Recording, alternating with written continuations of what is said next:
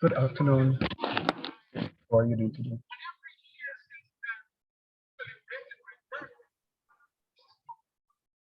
Afternoon, sir. Yeah, wait a minute.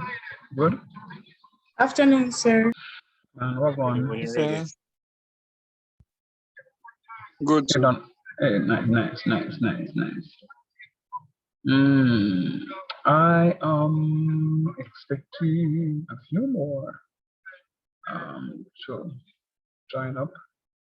There, Math and Finance is one, two. Who's missing from Math and Finance, Joe? You, Donald, and there's somebody else. And Dana. Can you send a message, Donald, to Dana for me, please? Dana Ingram. Please and thanks. Vibrations with the 1 air. minute. Mm-hmm. Good afternoon, sir. Afternoon, first week. How are you doing? Fine. Good. Is now more than the last time? Yeah. I don't know what happened last week. Chedi is here. Chedi, where did you get that quote from last week on? I got it from Mrs. Gay. Oh, because the code that she sent me is a different code than what you sent me. So last week I logged on to both codes.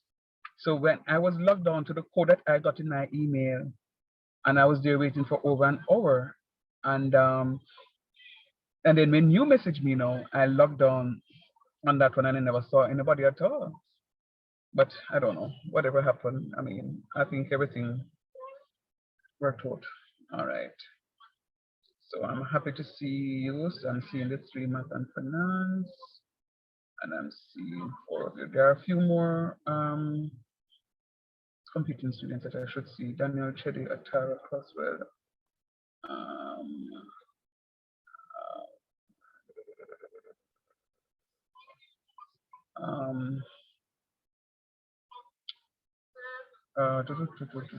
There are a few more, but anyhow, let us see what can happen. All right, so we just need to get some housekeeping matters out of the way right up front and out of the way. And I'm going to just make some general statements, and those general statements I want you to sift through to get some of the information that you can. And if it is that you are not too clear on them, you can touch base with me. Forgive me, I had an 8 o'clock to 12 o'clock class today, so I don't know what kind of teacher you're going to get between 1 and 5, but let us see what will happen. So this is supposed to be a fast-tracked sort of calculus session, but don't worry about the term fast-track because I will still go through the information. I have with me in the group 3 Math and Finance students, and the mere fact that they're studying Math and Finance, it means that the mathematics is pretty quick for them, and their prerequisites for this course was met and met successfully for them all. So they will be here with us. And for the rest of you from computing, you guys would have seen some of the information before. Let me just put some ground rules up front and out. We meet only once per week. Only once per week. We don't have much time. This is now the 4th week of the semester. Though we will complete the syllabus, I'm just saying to you that we don't have enough time to gallivant. I want you to be able to hit the road running. You don't have that time to sit and wait. When I say to complete your editors off pieces, I'm expecting you to complete your editors off pieces and completing them on time. For those of you who would have gotten a D plus last semester, let me just explain how that D plus works now. Because of the performance of students right across the institution, not just calculus or pre-calculus or whatever, but right across, or I should say not just mathematics, but right across. We gave students an opportunity to improve on their coursework because of the poor examination performance. Now, the mere fact that some of you got a D plus still does not negate the fact that your exam grade was very, very low. And even though you on paper would have been qualified for a resit, I am hereby publicly recommending that you do the redo of the course, because go back to Arion, look at your exam grade. In most cases, students who got the D+, they did pretty well eventually on the mid-semester, talking about like 80% 70 high to 80 little bit, or to even 80 high percent. But the exam grade was still very low. So if you just do the exam alone, chances are some of the concepts you'll still be missing. We don't have time for this. The time that we have is for you to do your courses, pass the courses, finish off with your degree or associates, and move on. So if you're here and things don't look too right, when you look back at your stuff, I'm going to suggest to you that please just work with the teacher. Work with him. And in regards to that, you mentioned like say you're suggesting that we should at least consider like say redoing the course instead of doing a resit. I'm just wondering, wouldn't that be more expensive? Do me a favor.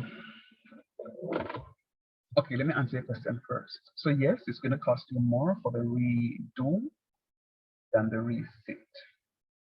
But let us not look at the expense. It will be more expensive for you not to finish off your degree because of this one course. Let me say it one more time. And I don't want to get into the specificity of it because I know what the grades look like. I don't want to get into the specificity of it.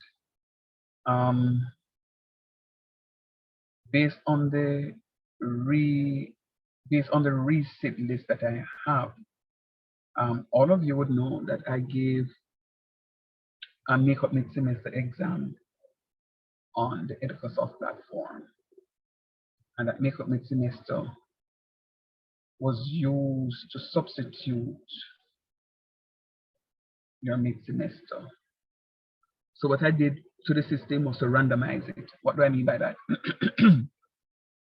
The grades were on the Educasoft platform, and what I did was to say to the system, select the higher of the two grades.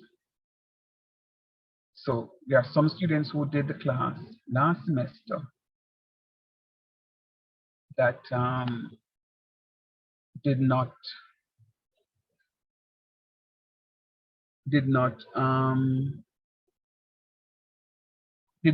take up the option of doing the resit of the mid-semester because they did very well on the mid-semester.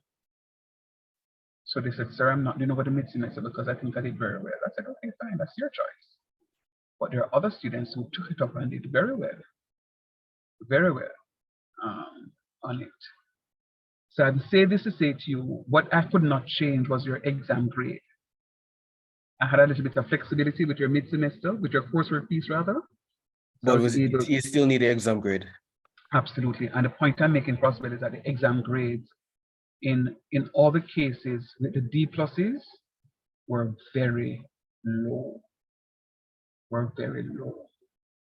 So the point I'm making is, even though you sat the calculus one last semester and you have gotten a D plus, I am humbly, very humbly suggesting to you to do the redo of the course, because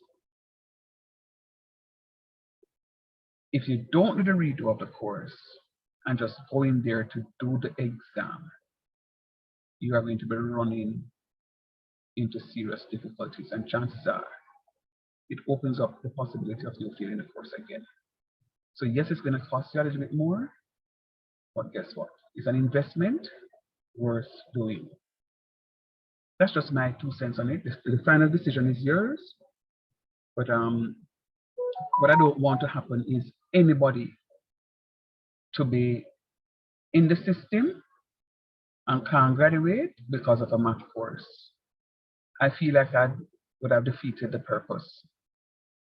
And I don't want to be that guy. So I'm going to ask you to just to oblige and do what it is that is being requested. Think about it. Think about it. Oh, and the other thing is, it will be unethical for you to say, I'm just going to do the redo, sir, but I'm going to come to the class. It doesn't work like that.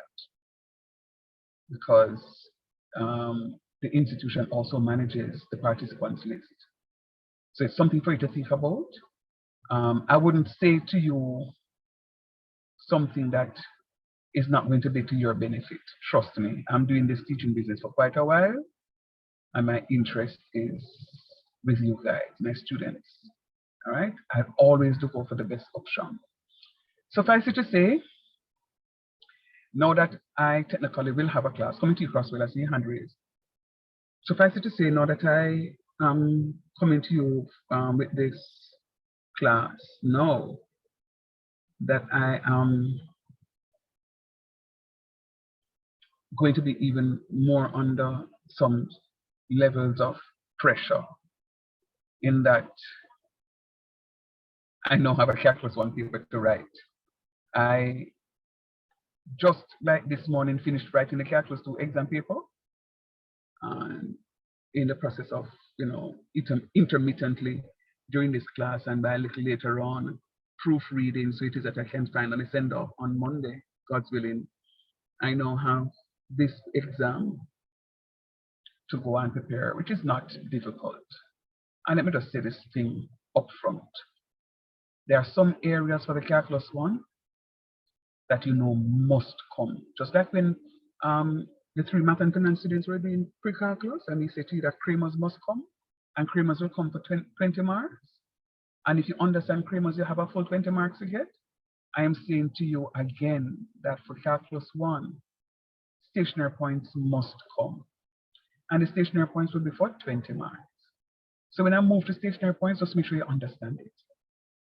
Understand it, so any way them twist and turn the question, you can get a 20 marks. Any way you twist and you turn, you can get your 20 marks. And that was a disappointment in marking the paper last time around. Nobody got 20 out of 20. The highest was 19 out of 20. And then the other percentage went down to, or score went down to, I think, 16 out of 20. Maybe about 4 or so students got 16, and then the grades went down. So first after. So I'm going to say to you, stationary point is a must, is a must, is a must. If you can get a stationary point question out of the way, that's 20 marks.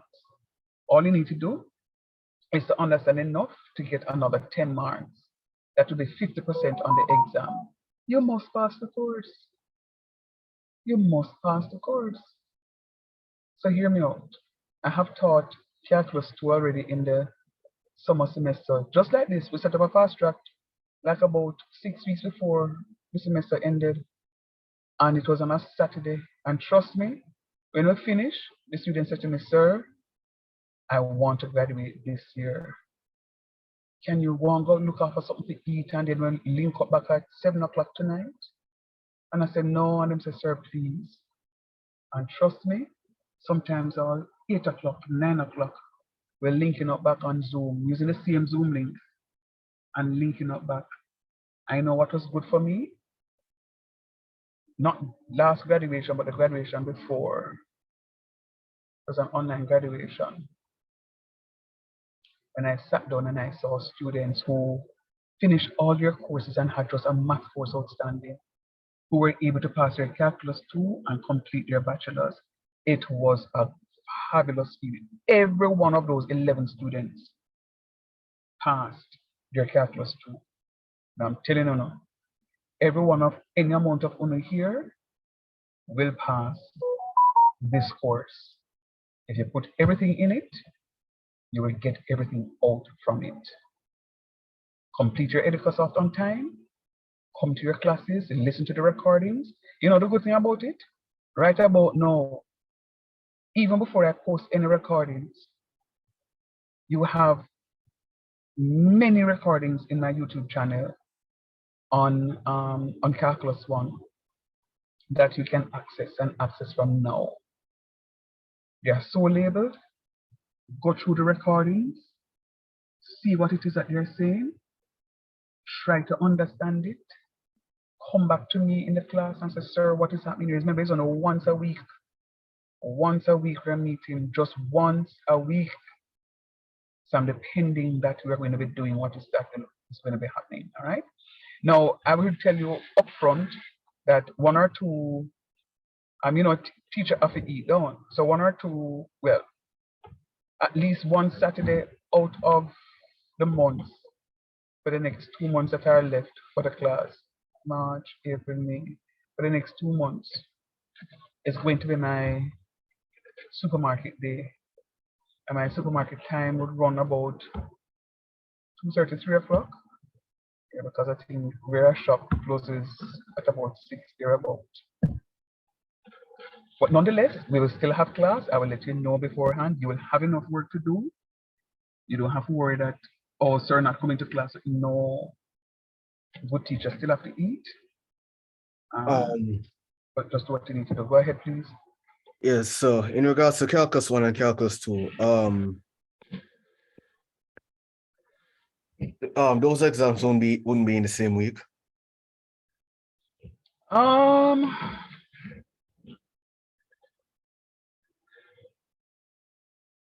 I would definitely have to speak to Mrs. Campbell to make a special request from now. That they are spaced out. So thanks for that information. I will definitely send her a message soonest so that we can communicate to the examinations department that when it's like our calculus one is out of sync, is not really a this semester course. We just ask them to put it out of whack so we don't have both calculus papers on the same day or one after the other, or I can't guarantee that it's not going to be in the same week, but at least it is spaced. So if you have one on Monday, you could have the other one on Friday, so to speak. But the truth of the matter is, Crosswell, whether or not them have the same exam on the same day, you're good to go, because if you put in the work, you can mash it up. Trust me, if you put in the work, you can mash it up. All right. Now, yeah, so I said to you that this past week, and it's just a confession, I'm known to be very open with my students, and to let you know.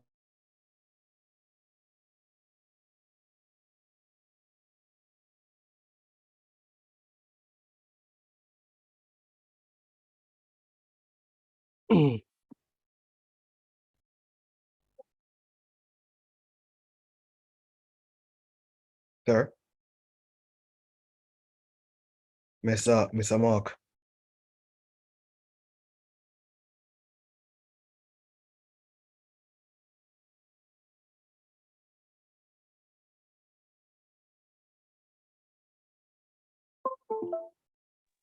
All is well, Mr. Shand.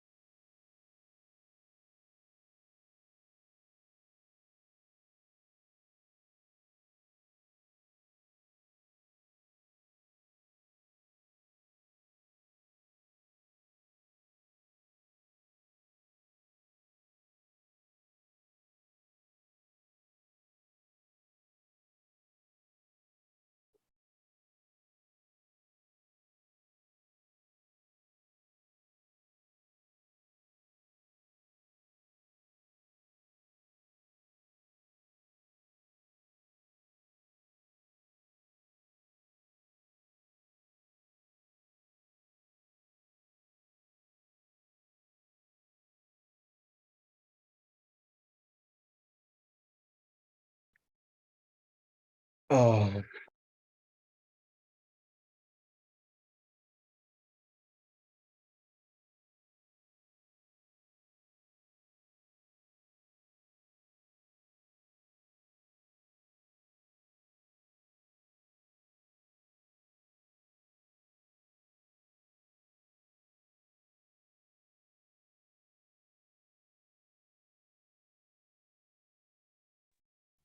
Guys, you found this course on Aaron register for? no, I did not. Yeah, I because they checked. said that it's on week. I checked the weekend group, the weekend section, and I don't see it. Yeah, that's what I'm saying as well. And I believe it's tomorrow it closes.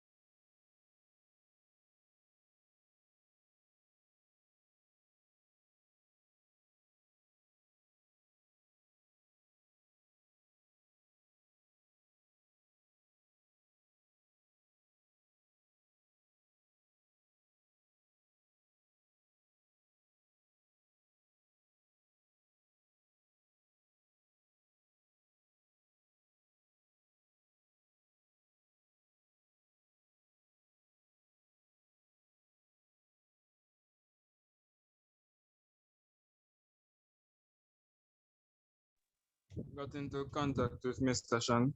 You said that you will be here in the next 5 minutes.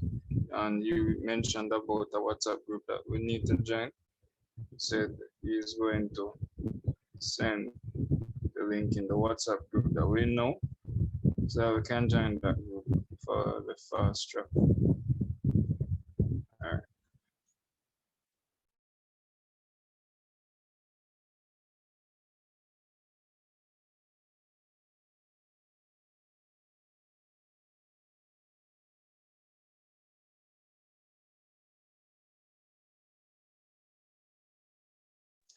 The link is in the chat for the WhatsApp group.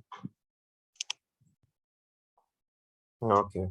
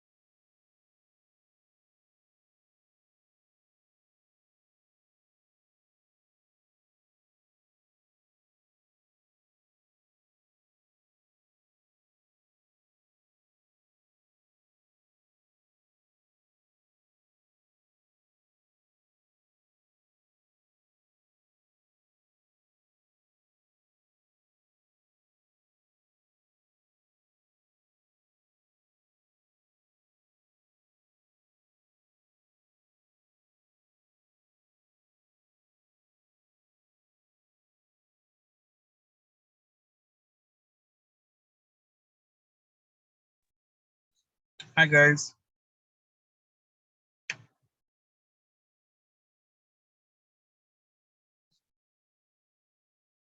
Anybody hearing me? Yes, sir, I'm hearing you. All right. Hearing him. So let me apologize. It took a while for me to get into the class today, and because of the hassle to get on, I forgot to plug the computer. Worth of battery life. So it almost becomes a desktop. Are you hearing me? We're hearing you, sir. Okay, good. So it almost becomes a desktop. And it's when it don't give me no warning. So there's something wicked, it don't even say, you have 5 seconds. So I could have hurry up and go plug it in, it just cut up. And oh no, the device don't come up yet. What I did was to connect to my phone.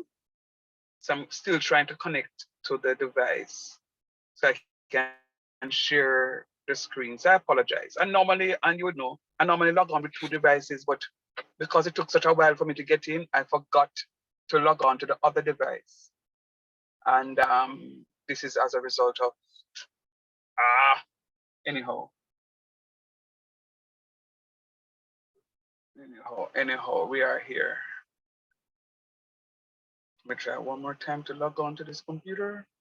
All right, so I was saying to you, just be committed and just be consistent. And I promise you that you will reap the success. All right, so some progress. And you'll reap the success. And I really want you guys to do this stuff. So whether or not I have to go to the market or I have to go to the supermarket, you will always have work to be done, to be completed. And even if I'm at the supermarket, trust me, I am going to be logged on. I may not physically be in front of a computer, but I will log on my phone and still have conversations. Hopefully I'll be able to share from my phone. So we can have our conversations and still be in contact. So it's a signs of the time, and we just need to be working with those signs of these times to get what it is that we need to get done up. All right. I'm going to give you an opportunity to ask me whatever questions you have of me, so that we can. Oh, before I give you an opportunity to do that. So while I was waiting on the computer to come up, I'm still waiting on it to come up. I pulled some students into a Calculus 1 WhatsApp group, and I'm hoping that the rest of you got the link and have joined or are about to join. I didn't have all of you together, so I couldn't even send out one message. So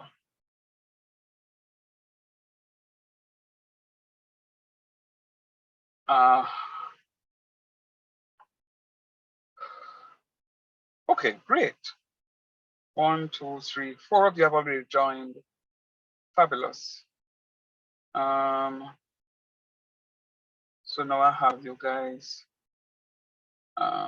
together. So that's 8 of you. 1, 2, 3, 4, 5, 6, 7. All right. So I have you guys here. So at least we can have our close-knit conversation, should in case something like this were to happen again. And you see, this computer is still not yet locked down, but anyhow. Right. So when you look into the description, you should see a link to my WhatsApp, to my YouTube channel. I'm going to ask that you use the YouTube channel to access previous recordings. I do it that way so that at least you have the stuff. So even if I don't upload a recording on time, for argument's sake, none of you should have a difficulty moving ahead because you have copies of the recording. So I'm going to ask you to just do what it is that I'm expecting you to do. Oh. And I will ask you at this point in time, if you have any questions of me, to shoot your teacher now and ask me those questions so we can move on. Any questions? That was one. I think you Any cannot questions, answer guys? my question, sir. Who is this? Krishna. Oh, Krishna. Yeah, Yes, no, sir. no, no. Our question can't talk right here, so Okay, okay. yeah. So you just stay put. Our questions will be talked off here. Okay, sir. Yeah, because I think I know what your question is. Am I right? Yes, sir, you're right. Yeah. So we'll talk after. Just stay put and keep company. In the meantime, copy. Any other questions, guys? Any questions? Just talk to the teacher now. Oh, yes, sir. And Ariana, calculus is not there. Yeah, I know they're saying look on the weekend to see it though. I didn't see it Look on the on the weekend. Oh, weekend. no, so it's not on the weekend either. Oh, it's all right. Mr. And Clooney called me this today morning. is it closed. Aaron closed today. No, don't worry about it. When I say don't worry about it, trust me, don't worry about it. Okay. The class only was facilitated today. Them I forgot out with and only not pay no more money to go do this stuff. I will sort that out. I will send them a All message right. and I'll sort it out. All right. Yeah, So man. thanks. All right. No problem, man. No problem. Matter of fact, let me see if I can send a message. I'm waiting for your other questions because we're about to begin. I'm just trying to give you enough time to formulate those questions, and while I send those members, today's not the 5th, it closes on the 5th. Or is it 4th? It's the 5th. It closed on the 5th. Yeah, it's 5th. All right. So any other questions? No? All right. Yes, sir. I was about to open my mic. So Okay, about go ahead. Educosoft, sir. The assignments that you were speaking about that you would be given occasionally, would that replace the Educosoft material assignments? No. So for this group, we're going to get fresh Educosoft pieces. So everything that we had from before is now none and void. So we're going to get fresh Educosoft pieces that I'm going to give you access to Educosoft in just a few minutes, actually. Yeah, I hope that answers it. Any other? All right, sir.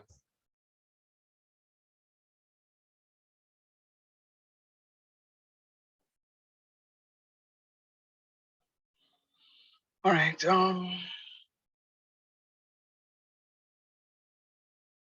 The computer spiked me, you know. It's really spiked me. It shouldn't be taking this long, honestly, to be responding to me. Like seriously, it has spiked me, man. Chano.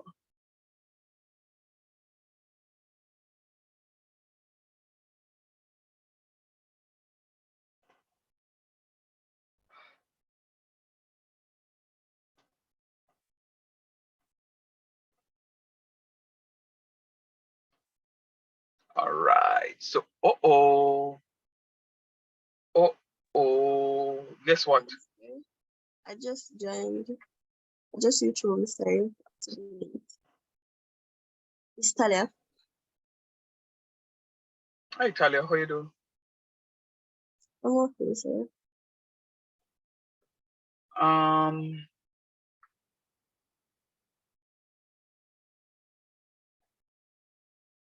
I have a challenge.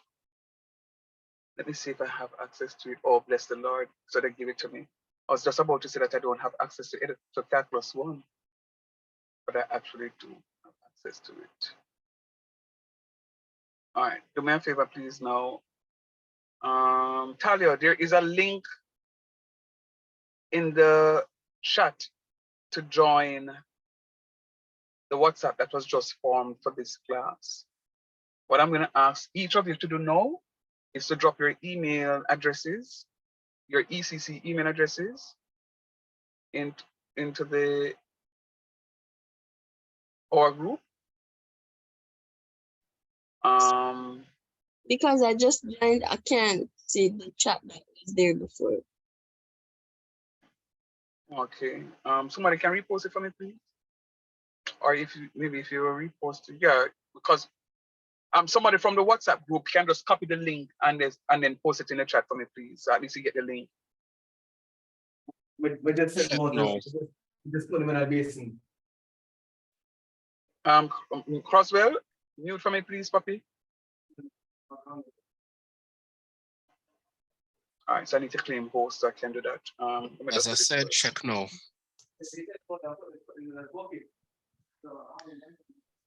All right, hold on. Where's my Zoom?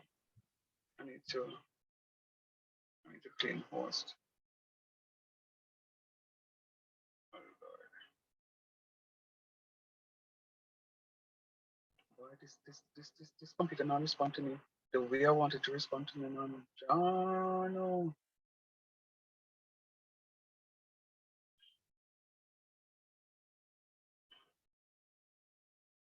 You know, I'm feeling hungry.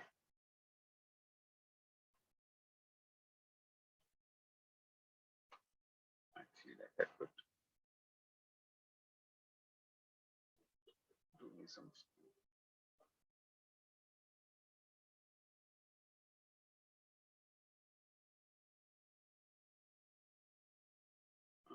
Where do I go? What was I doing? I was doing edit.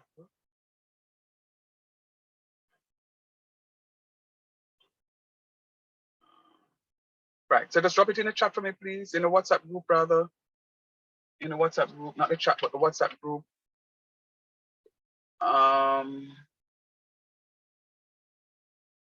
All of you, all 7 of you here so far. All 8 of 8. Talia, join already?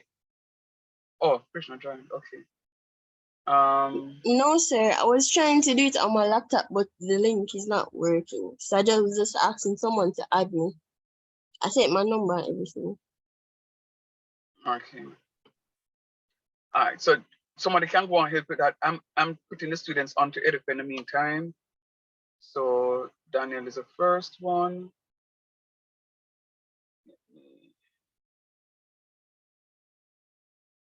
3601.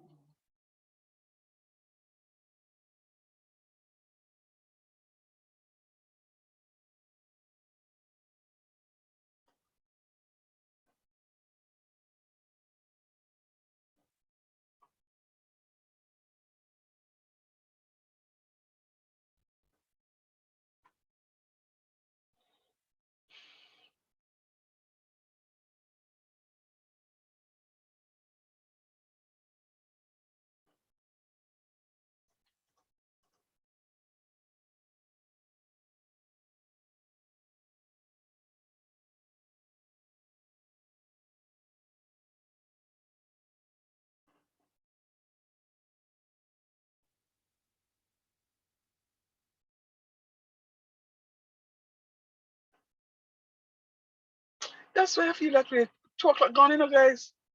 That's why I feel so hungry. I was wondering. Let's see. Open.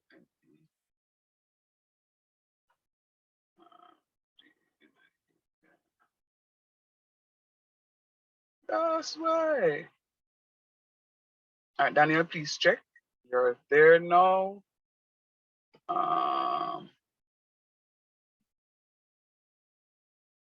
Krish, I'm not going to put it there just yet, Krishna. As I say, and I need to talk first, all right? Okay, sir. Copy.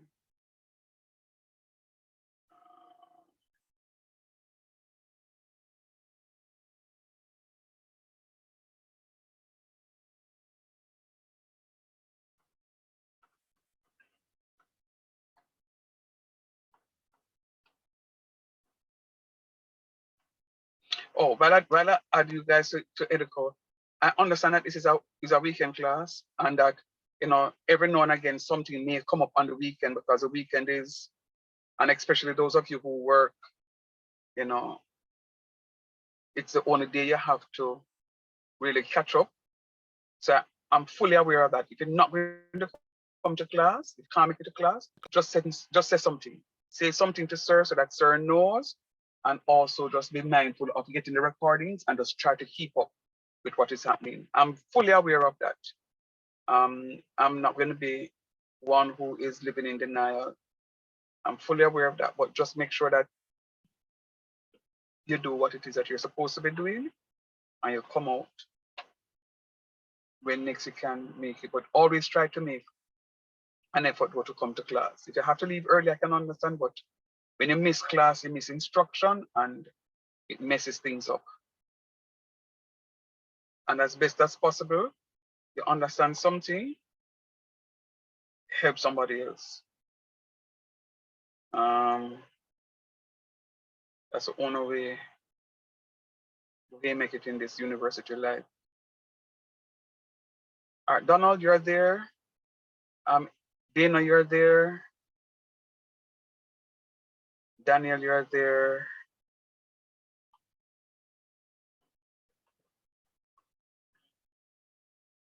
Log on and confirm for me, please.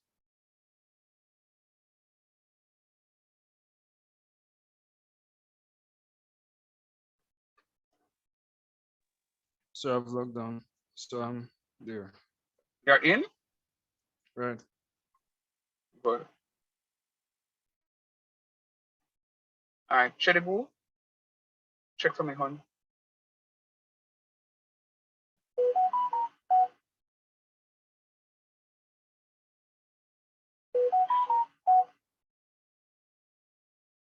And then, who's this? Tara.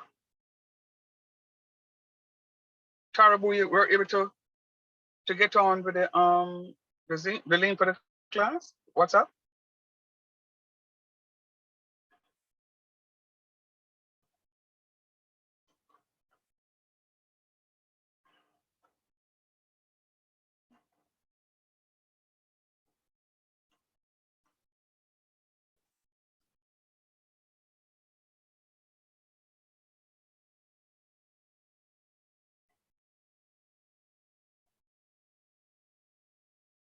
I don't want all of you away from Krishna to let me know if you have received access to Editasoft, please. Yes, sir, I'm on. And thanks. Try logging on. Great. This is not everybody now because I'm counting 8 of you in the class and it's only, oh, my internet is unstable now. Come on. Just be good.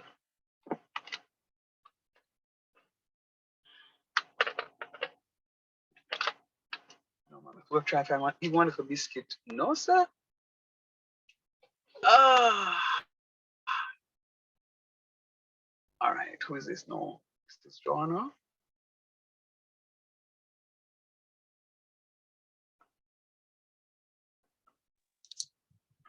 I'll have to check the Educasoft. Crosswell. Oh, later, no problem, no problem. Oh, but hold on. Yeah. You're added. Crosswell, you don't send any information, puppy.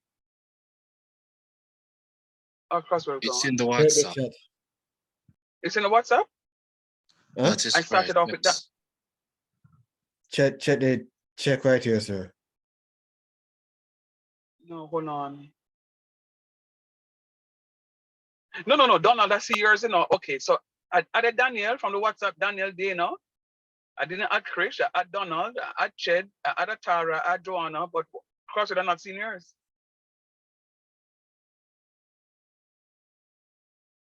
Okay, thank you. I just send it through the through Zoom first. Oh, through the chat. Oh, the Zoom. Oh, yeah. No, I can't copy from Zoom, so that's why.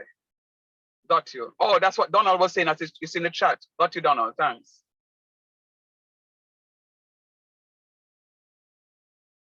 Got what it is that you're saying.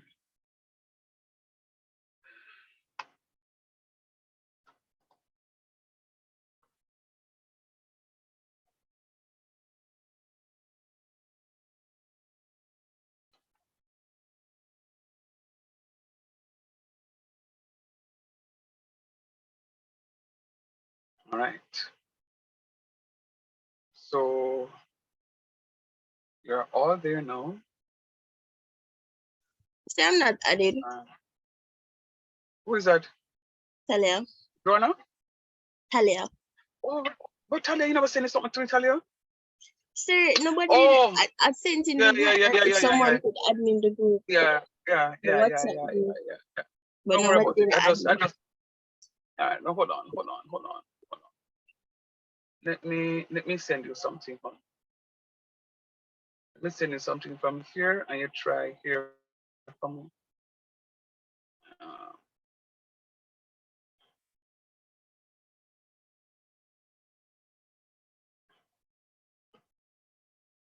try that from Italia, please. I just post something in there. Try that and tell me if you get through with that phone.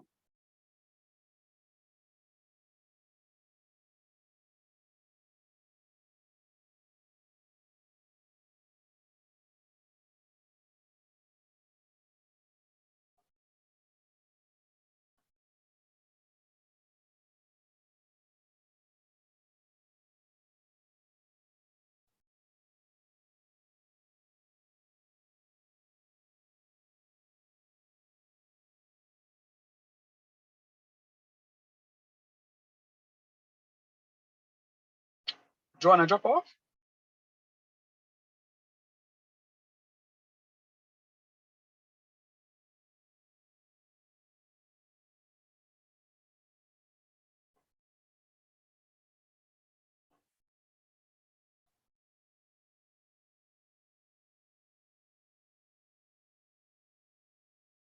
Sir, it's still not working. You can resend it again. I just joined in my phone. Okay.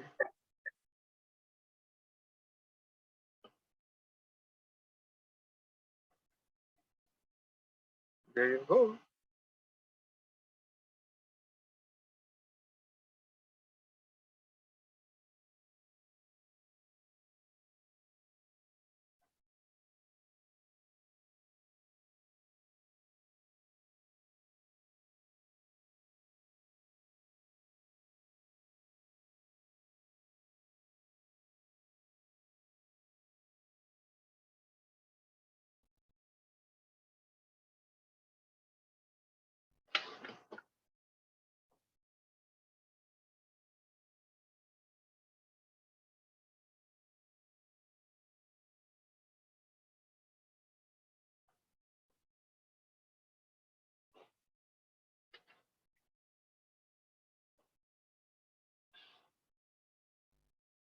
Are you there, Khalid? Yes, sir. Okay, great. All right, send me the your email through the WhatsApp, please. I can. Sir, I already did it just not too long ago. Oh, okay, sorry. Should I tell the teacher, man? All right, so I was waiting on you, so let me just do that now. Okay. So get you added to this thing, and then we can move on from here. So we are gonna have we're gonna have, just need to get this piece out. All right, so Charlie boo, Charlie boo, Charlie boo, Charlie boo.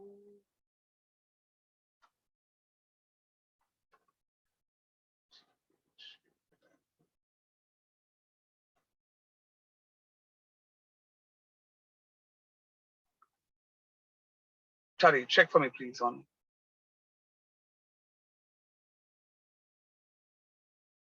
You should get an email.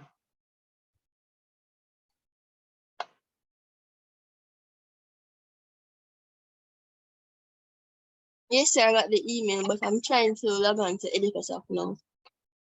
Okay, great, fine, nice, nice. All right, I'm happy. All right, okay. So what I want us to look at now is, all right. So, let me put on the syllabus for the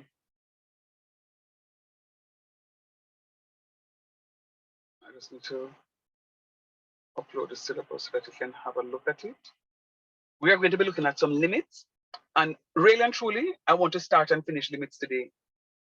I really want to start and finish limits today.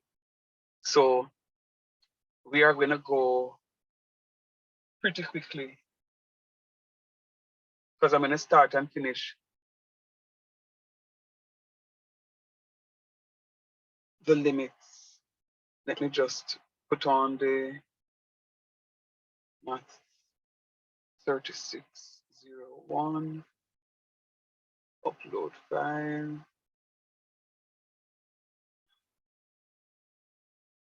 I couldn't have done this before because I didn't know who and who would have been confirmed for the class. So that's why I'm only now doing it, and I want to be know so that you leave class knowing that you have access to course outlines. 3601. You have access to the courses before upload. Okay. All right, so your syllabus is uploaded, has been uploaded.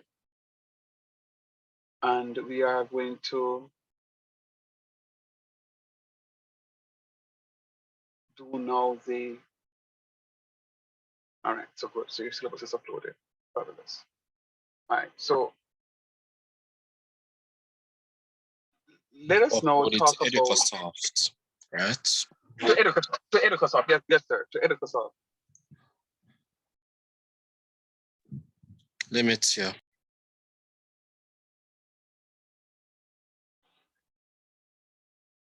It says upload it to EducaSoft, and we are going to go through some limits now.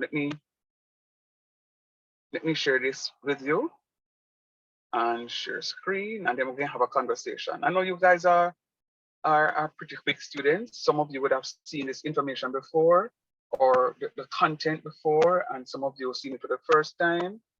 But I know you guys are purposeful and will be able to get through what is happening here.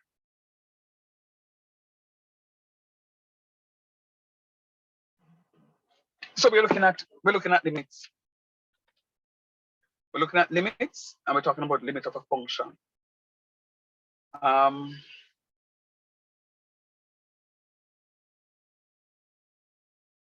So what we can do, it says we are going to be looking at the intuitive approach. We're looking at the intuitive approach. You know, sometimes you're having conversation and say, boy, my intuition tells me that I'm gonna pass a course, you know, but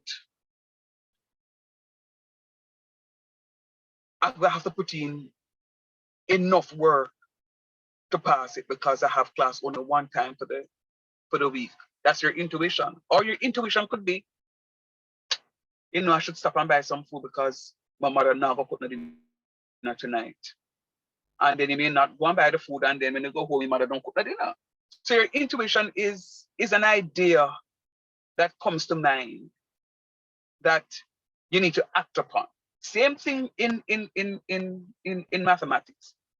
You are making some guesses here, but you're going to be very strategic in your guesses. You're not just going to make any random guess to say, boy, I am going to go to Florida for lunch tomorrow, and you know you don't have no visa. So there is no way you can go to Florida because you don't have no visa. All right? So if you have visa, you have passport, and you have money like that, and you know you can go, then you can have a conversation, right? So that would not be an intuition. If you say you want to go, like me, you know, I can't go. I can't say I want to go to, my intuition is that I'm going to go to the hotel tomorrow for dinner. I can't have that intuition at all because I know it will never happen based on what it is that I have to do for tomorrow. So this intuition gives us, I have here the limit as x tends to 1 of x plus 1. The limit as x tends to 1 of x plus 1. X plus 1 is a function. X plus 1 is a function, and I'm telling you where the limit of that function goes. And I'm saying the limit of that function is tending to 1. It is not 1. It is not 1. It is tending to 1. Will it ever reach 1? No. It is only approaching 1. All right? So it is not 1. It will never be 1. It is only approaching 1. It is only approaching 1. So what I need to do is to find how close I can get to 1. How close can I get to 1? I don't know. I need to try. So I'm saying that I can get close to 1 by going to 0.9. Okay. So when I substitute 0.9 into my function, and the function is not static, the function will change. So right about now, the function is 0.9. The function now is 0.9.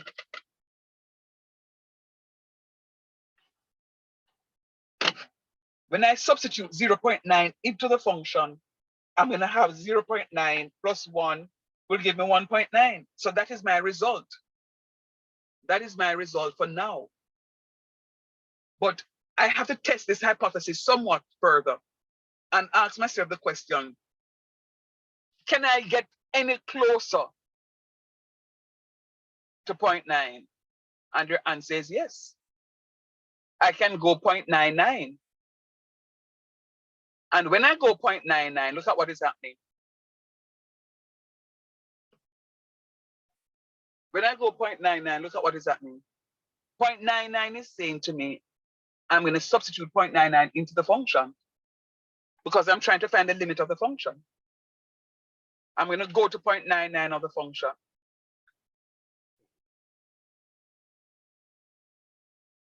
0.99 plus 1 is going to be 1.99. So I'm going to go even closer. So when I go to 0.999, sir, what you're doing right here, I'm trying to get as close to 1 as possible, but I cannot get to 1. I'm going to go close to 1 as possible, but I cannot get to 1. I'm only trying to get as close to it. So I'm going to go to 0.999. I'm going to go to 0.999. My result is going to come out to 1.999. And someone asks a question again, but sir, if we're following that trend, we can get yet closer to 1. How so? I asked. Sir, 0.9999. And my response to you is very good. And in going that close, I'm going to end up with 1.9999 when I substitute into my function. Now, my question to you is, what whole number value is that limit approaching? Look at it and tell me what whole number value do you think that limit is approaching? The again? specified constant. Which in What this whole number value is that limit approaching? 2, because sir. that's the largest number that is not 2. Sir, you can hear Very me? good. I'm hearing you now. Who is this, Talia or Joanna? Talia, I was answering, but I will try to You're read very low. You hear me now? I'm hearing you loud and clear now, honey. Oh, okay, sir. Right. So it is. So it is approaching 2. So if we're going from the left From the left, from the left-hand side, yes. So that's what LHS means. we're basically saying that it's the largest number that is not 2. Very good. Very good. But let me put something to it. Something just came to mind a while ago, and I thought that I would just share it about the limit. Once upon a time, you see, in this lifetime, I could do me a bottle of Pepsi, very wicked. I had shares in Pepsi. Pepsi had my last name as their parent name. And I remember when I used to leave school, when I was at UWI, and I used to leave school and I get down to either downtown or to Half a Tree, I used to walk into one of those wholesales. And I used to buy me 2-liter soda. And I'm going to tell you something, and I want you to believe me. I used to buy 3 2-liter soda and pay about $120 for the 3 2-liter soda. And right about now, don't ask what year it was. No, And that's right not about now, that's not what I was going to ask. 1998. No, that's not what I was going to ask. I was going to What say do that you doesn't ask now, sound sir? very impressive, sir. As in buying 3-liter bottles. 3 2-liter. Why? No, it just doesn't sound impressive. Okay, well, guess what now, Papa? We didn't talk about that. Can you say you share any with Pepsi? So we'd expect you do something more ridiculous. No. When you're a student, when you're a student, you can't. When you buy 3 buckle of 2 liters, so that enough that you know. When you're a student, money ration in the brethren. When you're a student, money ration, man. But guess what happened now? So sir, you couldn't buy some like syrup then. It would basically have the same thing, and you could stretch out how much. No, the syrup not the syrup not nice, and the thing not nice, and the grape not nice, and the color champagne. It had to be Pepsi. But the point though is, you see, when I reach home, I had a tall glass that I used to just pack with ice. And as I reach home and I feel the Pepsi going down into my spirit, oh my goodness, it's the bestest feeling ever. But guess what? I used to drink like 1 2-liter soda at a time. Oh, same. And then, right, and then no, until it that. started to affect me because I just had too much Pepsi to the point where I don't even drink, I don't even want to say a bottle of Pepsi anymore. All right? No, the point I'm making is, when you and I buy that 2-liter soda of Pepsi, remember, no, I said 2 liter. What is the capacity of the Pepsi? How much Pepsi you get in the stuff? Probably 1.96. No, say 2 liters. That's the assumed limit. No, because if me get less than 2 liters, the bottle itself is greater than 2 liters. Very good, Donald. Very good, Donald. So Crosswell, the point I was making, and Donald catch it, the bottle has to be a greater capacity than what the fluid than what is contained in the bottle. Because if I buy me a 2-liter soda, and then when I check a stop, it's only 1 point something liters I get, it is robbery. So when I buy a 596 milliliters. No, so you're gonna say the same thing about Frito there? It happens. In mathematics, I remember some years ago, I did an AdMath SBA, and we were checking on, Lord Jesus, what was it? We did several SBAs for AdMath, and we're looking at so we did 3 SBAs for AdMath. One was with Lasco, and we're looking to see if the sugary content in Lasco is what them claim it's supposed to be. And then we did one with I have one here, was eating one earlier with me, Welch's. We look at Welch's to see if this packet said that it contains 8 ounces, 22.7 grams. So what we did, we went and we bought Welch's. Students bought Welch's in the class, and they tested, we went into the chemistry lab and we measured just to see if what it is that they say we have is what was contained in it. And then at one point in time, we looked at Skittles to see exactly what was that. And the truth of the matter is, some of the bottles from Lasco contained more than we bought the 330 milliliters. Some of the bottles from Lasco contained more than 330 milliliters, and 1 or 2 of the bottles would contain less than 330, but it's not anything significantly less. So roughly, it will contain around about the same number as is claimed. And the differential that occurs there would be maybe because of the machine malfunction or something of the sort. So generally, the food industry is somewhat consistent. They have to be consistent because there's a quality assurance body, which is the Bureau of Standards, who will just come in and just take samples from them and go into their labs and test it. And if it comes up anything less than what it is that they say, they can fine them. And you don't want to be fined because when you're fined, you're talking about millions of all dollars. they have to do is just meet the bare minimum and the bear will leave them alone. That's all they have to do. The bare minimum you have to meet. The bare minimum you have to meet. So if when Bureau of Standards go in and do the test and the test comes out to be 300 milliliters, and then they do another test and it come out to be 296, and they do another test and it come out to be 330, and they do a test and they say, okay, something may have gone wrong with the machine for this one. We can call it a day and they just leave it alone, right? But what I'm saying to you, consistently, it has to be what it is that they're claiming, or else they can get into problems, right? But the point though, Donald said it, the point though is the bottle, the capacity of the bottle has to be more than what is the fluid that is contained in the bottle. Because remember now, we have to leave space for freezing, because these liquids expand upon freezing.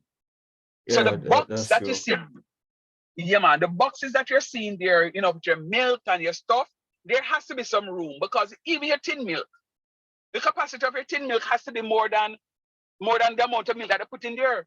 Because when you're about to seal it now, you need some space for sealing, to seal the container. All right? So it has to be more than. So what the point I'm making is, limits is you will have to test the limit of the stuff. So if the limit of the bottle, for argument's sake, is 2.2 liters, you know you can't put more than 2.2 liters in it, because that's the limit of the bottle. Talk truth.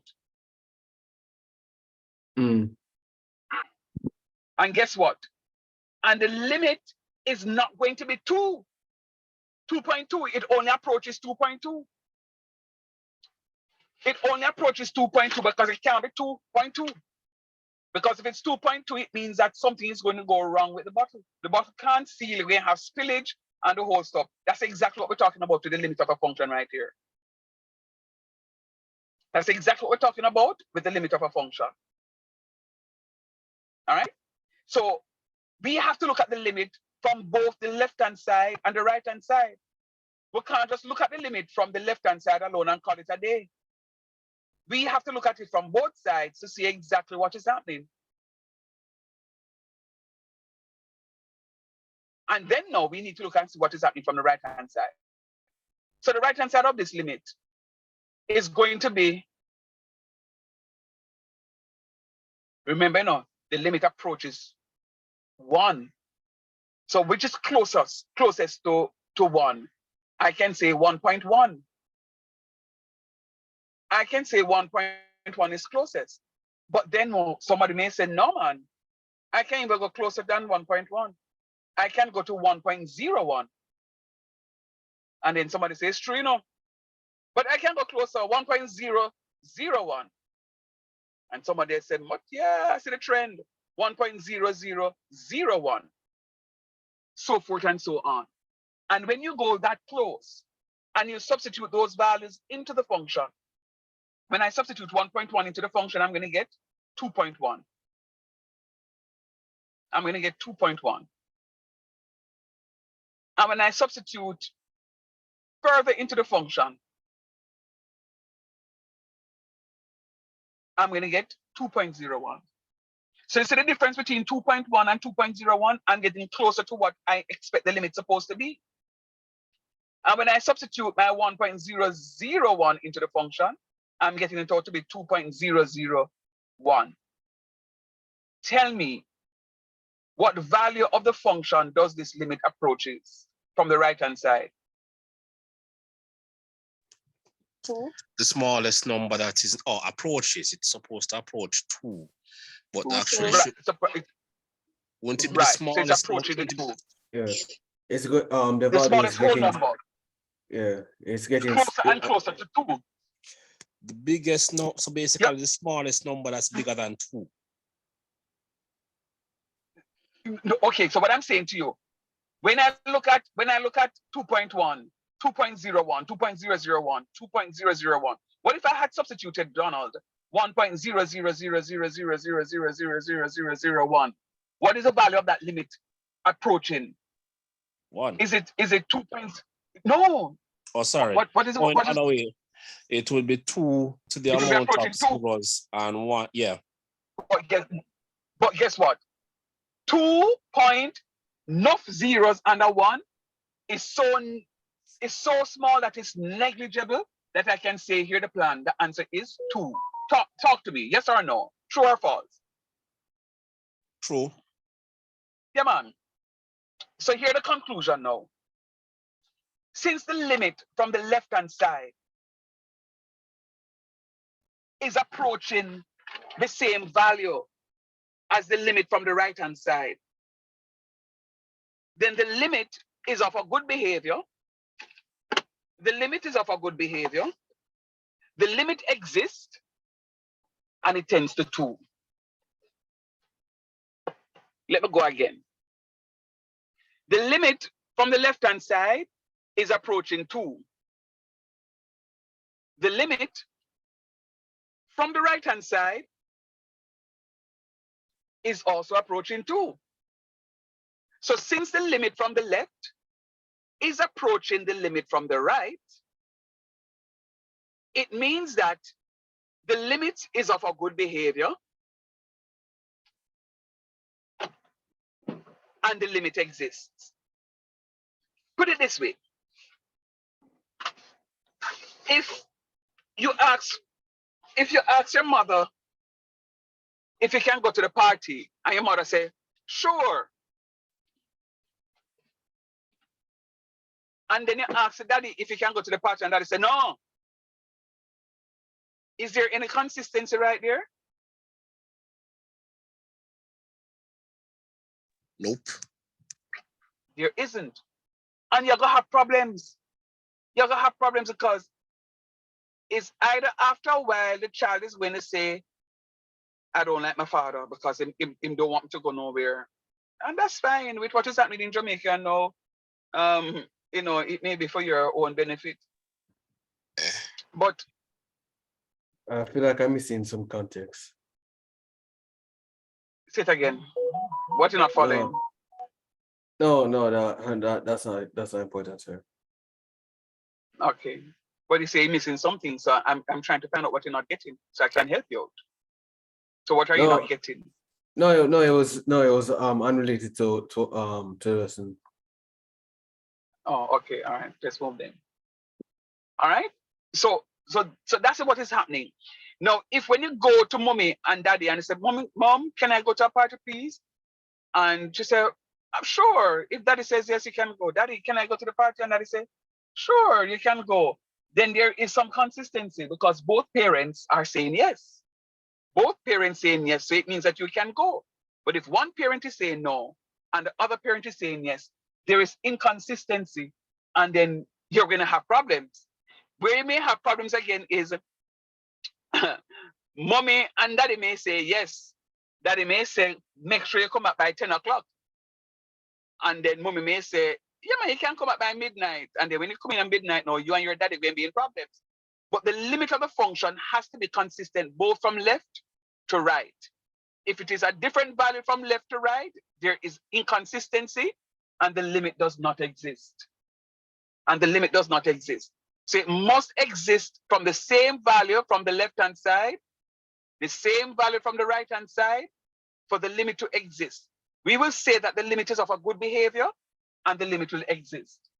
We will say that the limit is of a good behavior and the limit will exist. All right. Do you have any questions based on what I just explained? Is there something that you're not seeing? Is there something that you want me to maybe talk about a little bit more? What is it? Sir. So what if you ask both parents, right? And they say, ask your mother, and then the next one say, ask your father. That's still... Yeah, yeah, I know. So there's consistency there now, because guess what? I know, you know when you ask your mother say, go ask the daddy. And then when you go ask daddy say, go ask the mother, you know what the answer going to be. They don't want you to go. You understand? Basically, there's no constant, so there won't be any way to solve the equation. Absolutely. And you don't know, say, one of them are going, no, why you going away? The two of them know why you going away. That's why they must set them up that and say, you know, but it does happen. It does happen. But yes, I you know, say Jojo get enough of that, you know, that's why she come with that example, you know. Sir, But never mind, Joe. Jojo is Talia. Jesus. Oh Jesus. But no, it's like I was in class the other day and two of my students. Three of them are the same. Yeah, Donald, don't tell them so like. The three of them are the same. No man, it's not like man. But yeah, but that's exactly what it is, right? So never mind. But there has to be some level of consistency right across in order for it to happen. All right. Let me project another question. And we're going to look at that question. Remember, no, you know, it's important for us to try and follow. So we said that it is about good behavior since the limit approaches 2 from both the right hand side and the left hand side. So it must approach the same function, the same limit from the right and the left for it to be consistent, for it to be valid, for it to be the same, for it to exist. If it doesn't, the limit does not exist. Then, sir, they can give us a question where the limit does not exist? Absolutely. It's for you to want to test the limit to see whether or not the limit is valid. All right? Let us look at another example. Let us look at another example. It says the limit as x tends to 2. The limit as x tends to 2 of x plus 1 over x minus 1. The limit as x tends to 2 of x plus 1 over x minus 1. All right. My question to you is,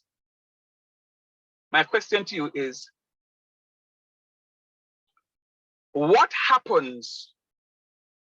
Give me a number close to 2 from the left-hand side.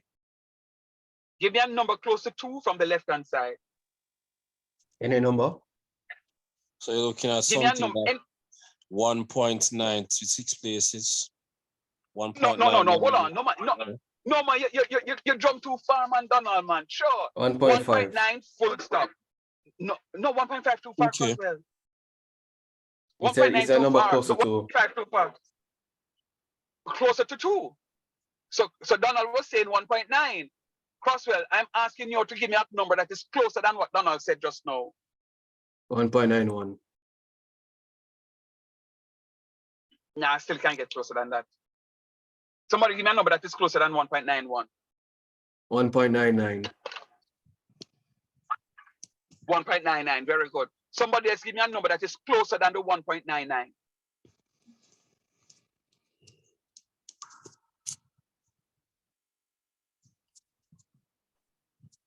1.9999. Somebody else give me a number that is closer than 1. Very good. And one other person will give me a number closer than 1.9999. 1.9 infinite nines after that. That's okay. All right. So you get the gist of it. Let me ask you one question now, though. Another question. Let me ask you another question. Give me a number that is close to 2 from the right-hand side. 2.1. Very good. Excellent. Give me a number closer to 2.1 from the right. 2 with a bunch of zeros in it, between it and the 1. 2 point a bunch Donald, of zeros and 1. Yeah, but Donald, you are drunk the gun, man. Why do it in stages? You're right, you know, but why do it in stages? So after 2.1, what is the next one? 2.01. 0.01. Very good. And one that is, and another one that is close, going to be 2.001, right? Very good. All right. So there you go. So what I want you to do for me is, I want you all to look at that. I want you to take out your calculators. I want you to punch those values into your calculators to make sure that all of what I have on screen are correct. And then we're going to have a conversation about it. Try that for me in 2 seconds. In 2 seconds. I'm coming to you.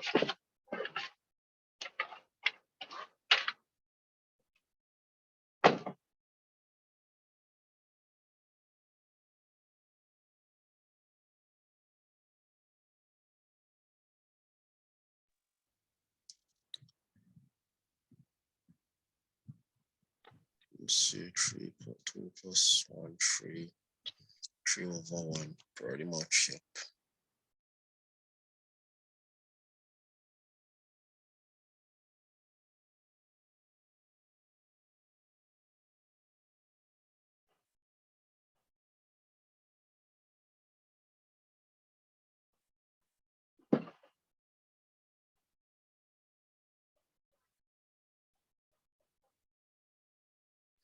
I mean, it looks right. They're both approaching 2 now. Hold on a second.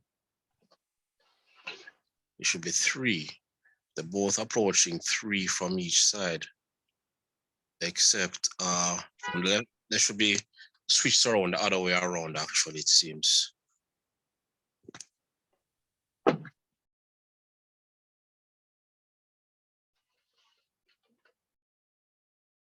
Oh, disgusting.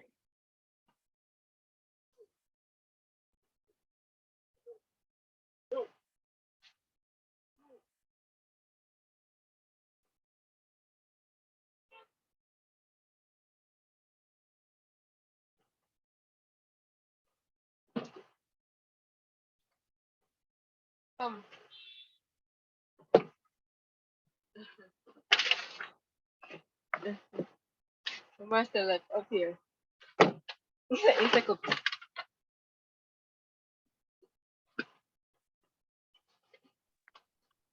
All right, so you guys remember now what I want you to do is substitute the values in there, confirm whether or not my values from the left-hand side and the right-hand side are correct, and then we're going to have a conversation on that. I'll give you 3 minutes to do that for me. 3 short minutes. 3 short minutes.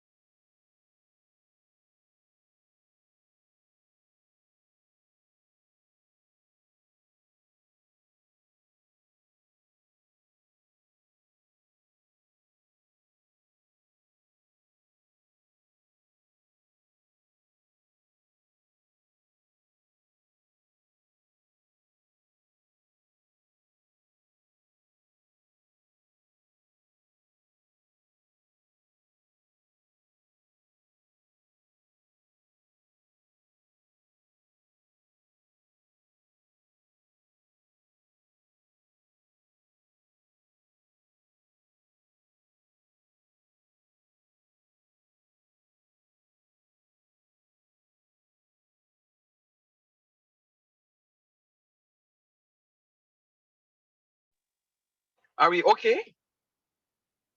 Are you in agreement with what I have on the screen?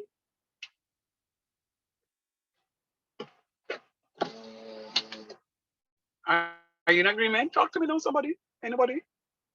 Yes, sir. Yeah. Okay. So what value does the limit approaches?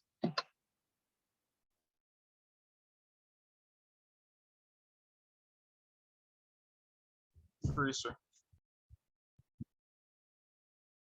3. Very good. Very, very good. So look at my statement. My statement would be, we say that it is of a good behavior since the limit approaches 3 from both the right-hand side and the left-hand side. It approaches 3 from both the right-hand side and the left-hand side. My question to you, is there anybody in the class that is not following what is happening, none at all? Chedi, how you stay?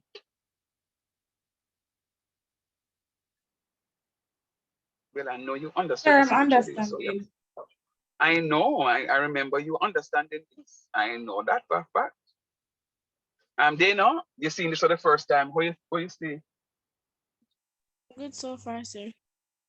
Good, nice. Well, Donald has been answering, and Joe is supposed to be okay. All right. All right. Tired. Okay, Talia, normal. how you stay?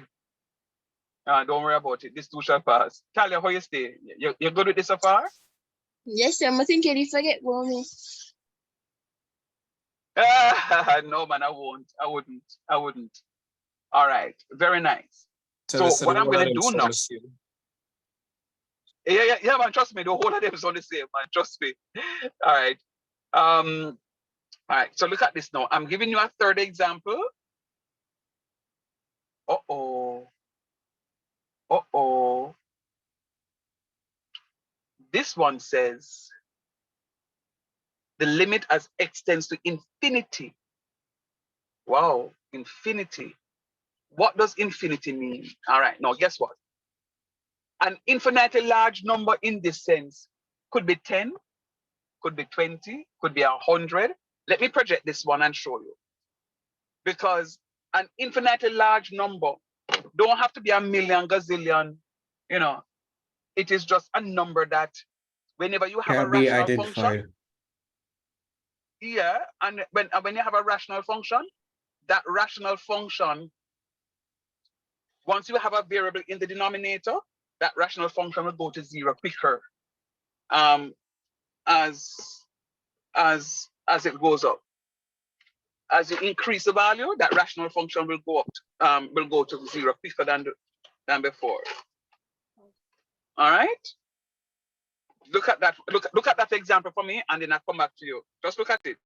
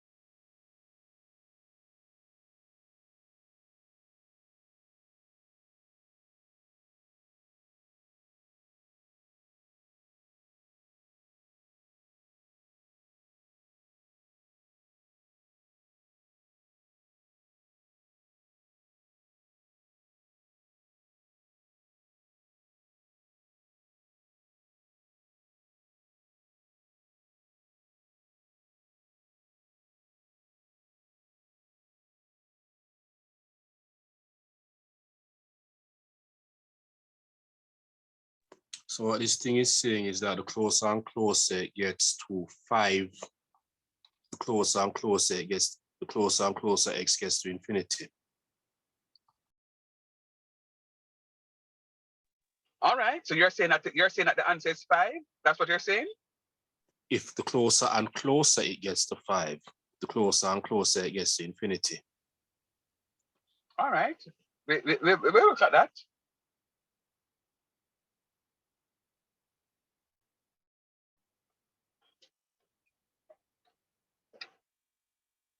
Is it 5? Look at it now. Is it 5? Remember now, you have, when you substitute 10 into it, and we're using 10 as an infinite large number, we're getting 2. And we're looking from the right-hand side, we're getting 2. When you substitute 100 into the function, it moves from 2 and decreases to 1.05.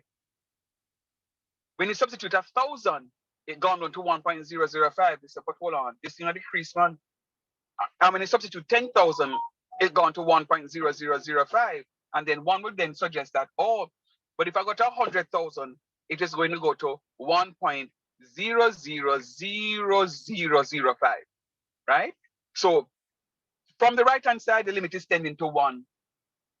When you look at the left-hand side, the limit is at negative 10, it is tending to 6. 0.6, sorry. At negative 100, it's tending to 0.95.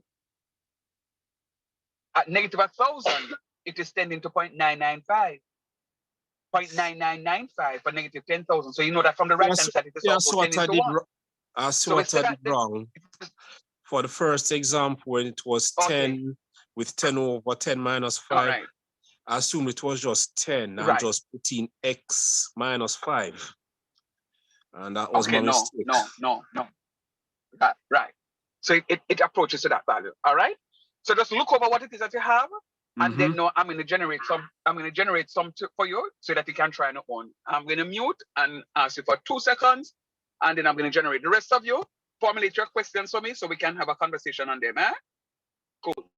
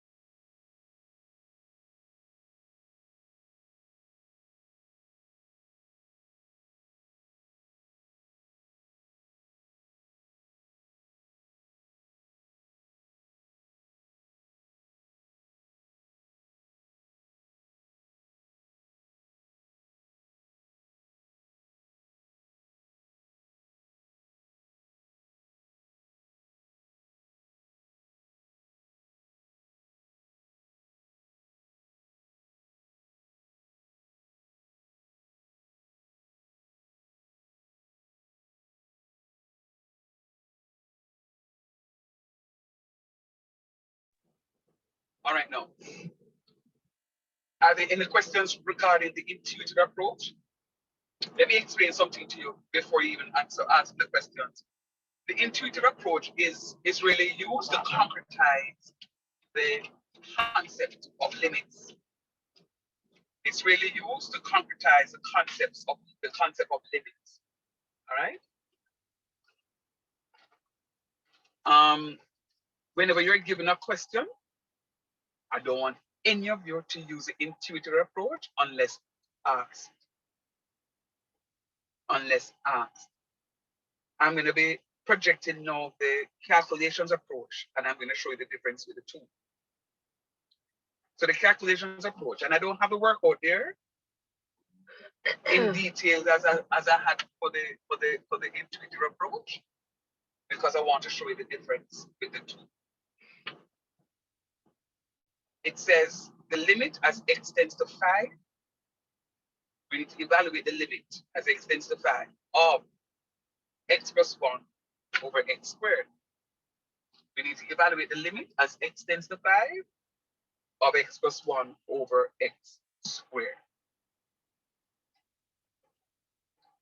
The intuitive approach would find me trying to use 4.9, then 4.99, and then 4.999, and 4.9999 on the left-hand side. And on the right-hand side, it would want me to find 5.1, then 5.01, then 5.001. All right? But for the calculations approach, I am going to make a big assumption. I am making a huge assumption. What is this assumption? X equal 5. The assumption X is equal 5. that x is equal to 5. Very good. Excellent. I am making an assumption that x is equal to 5. Let me pause and ask you a question. Is x equals 5?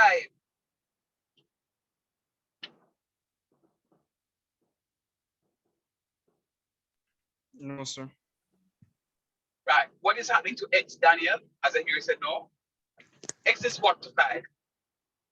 Approaching 5. Very good, Joanna. It's Talia, sir. Talia, leave me alone. Talia. Talia, say hello for me. Tell us them need to indicate them name before them talk. Sir, I'm Talia, done. say hello. Say hello, Talia. Hello. Joanna, say hello for me.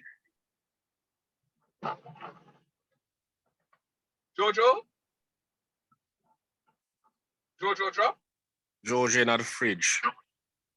Jojo in the fridge, right. No, but the pair of you sound so much alike. Okay, Talia. All right. No, sir. Yeah. Dana.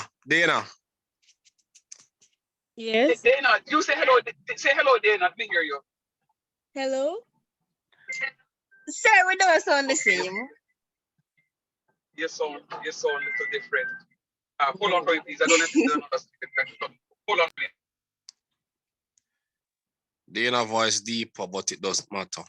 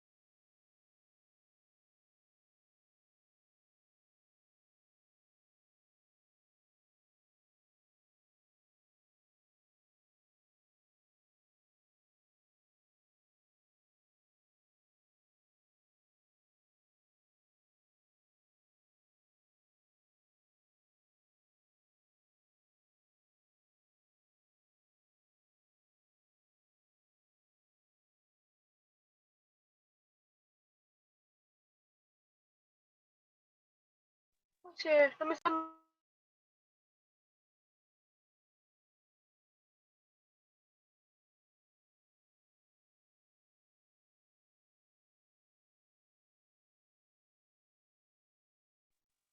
All right, guys.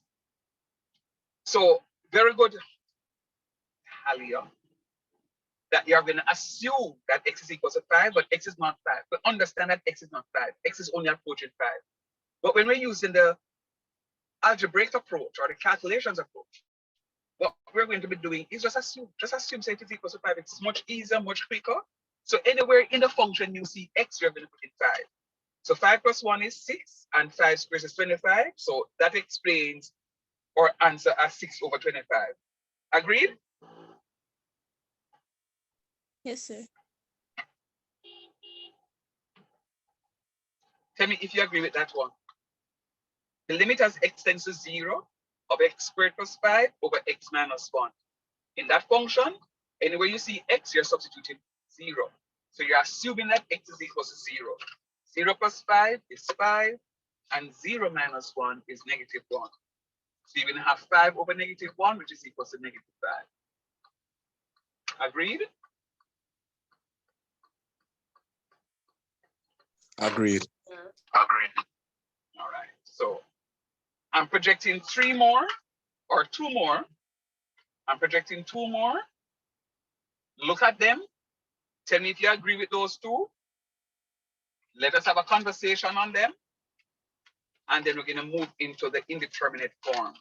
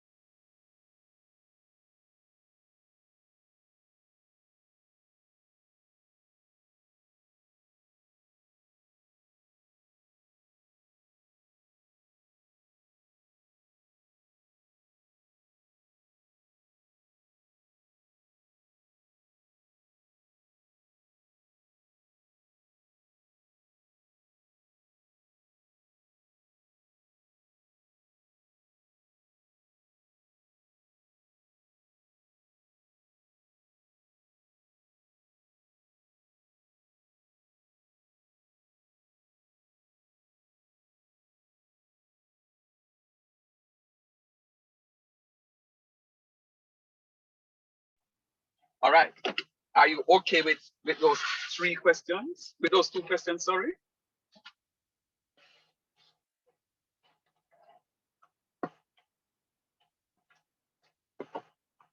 Sir, I stepped Hello? away for a minute, sir.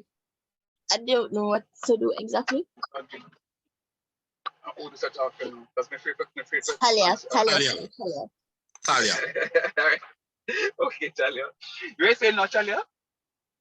Sir, I stepped away for Oh, a good minute. oh, that's Whilst fine. I don't know what to That's do. fine. You No, gave I something projected to two do? questions. No, man, like, questions 3 and 4. I want you to go through them and check to see if my answers here are correct for 2 and 3, for 3 and 4. Well, I check number 3 and that's correct so far. Yes, sir. But check 4 also. Okay. Dana, you all right? Yes, Four sir. is right. And 4 is also correct. All right, so I'm hearing that 2 4 is right. also correct. 5 over minus 5. So 2 is right. And 5 over, Donald, 5 Very over good, minus okay. 5 or 5 over minus 1? sorry, 5 over minus 1. I'm talking too quickly, yeah. And number 1 is definitely right. Right. Which is just 6. 5 plus 1, Right. 6 over 5 squared. 25. All right, great. Okay, now so quickly moving, and you know, maybe this is why they call it fast track, because I know you three from math and finance are quick, and the rest of you are seeing this not for the first time, so we can move through. Chedi, I know you're supposed to be all right, but I'm going to ask you, all right, Chedi? Yeah, man.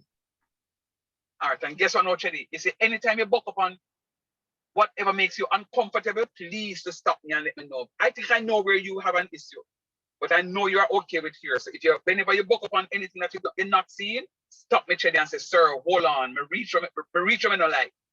Okay, sir. All right? Yeah. And Daniel, you are supposed to be okay here, but let me not assume. Are you okay, Daniel? Yes, sir. All right. I know you're supposed to be fine here. Well, we now will call upon you because me and you need to talk.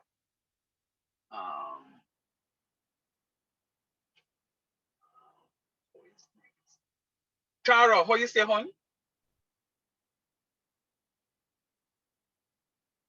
Yes, Tara, sir. I think I'm called okay so far. You all right? Yes, sir. All right, good. So, Tara, boo. Anytime I catch to where you're not comfortable, just let me know, please. You hear? I really don't expect you guys to have a problem here because I know I had spent some time here, so I know you guys got here. But I don't want to take it for granted, so that's why I'm going to this stuff again. All right? All right, very good. So remember, just keep it posted. Okay. So we're going to be looking at the indeterminate form. Indeterminate.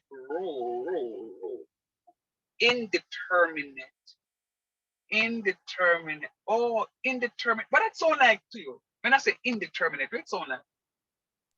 No determinant, lol. Just kidding. No. Can't be Okay. solved. Can't be No, solved. no. No solution. Okay, can't be solved. Well, all of you say sound right to me. Yeah, I can't find an answer to it yet. So, no, it can't work out, man. All right. Well, it should be no that rational sound, solution. It would be more like an irrational answer, like a finite number over 0 or 0 over a finite number or something like that. all right. Let us see if you are on par.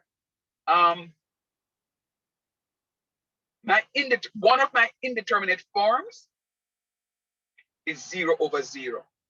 One of my indeterminate forms is 0 over 0. I have 2 other indeterminate forms that I will make reference to.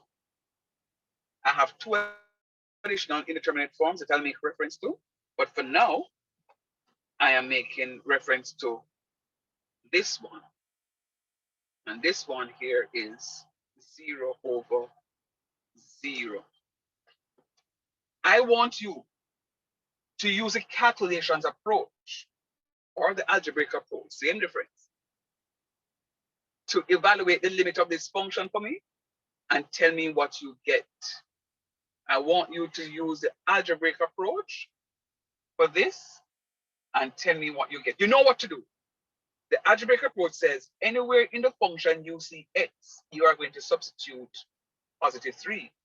Go ahead and substitute +3 for me and tell me what it is that you get as your answer. 0/0. 3 minus 3 is 0. 3 squared is 9, minus 15, that's -6. -6 plus 6 is 0. So numerator is 0, denominator is 0. Excellent. So it comes back to the point now, Donald, what it is that you're saying, that can be solved. I can't do the limit for this and get 0/0, which is 0. The limit is 0. No, man, the limit must have something. 0. Just so? No, man, something not right. I forgot to do something because 0/0. Oh, but hold on. The numerator looks like it is factorizable. The numerator looks like it is factorizable. All right. Hear me now. Yeah. I want all of you to factorize the numerator for me, please. Write the numerator as a product of 2 factors. The same thing as factorizing. When you're factorizing, you're writing it as a product of 2 factors. Go ahead and write it as a product of 2 factors for me, and then you are going to drop your response in the chat. You're going to drop your answers in the chat for me. The numerator? Please. Say it again? Just the numerator? Yeah, just the numerator I want to do. So I want you to factorize the numerator for me, and you're going to drop your answer in the chat. All right?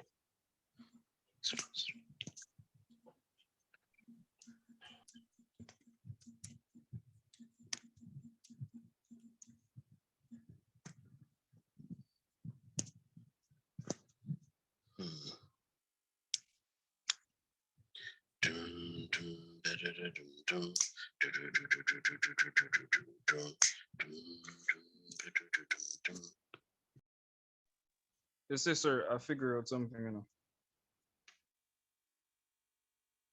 So basically, What do you figure out? all right, basically in the denominator you have x minus 3. So that 3 right there tells you that in the numerator it has to have a 3 as a factor in the relationship between the coefficient and the constant. Why? Why, sir? Because you want to cancel it. So Mr. Edwards had put in the chat 6 and 1 as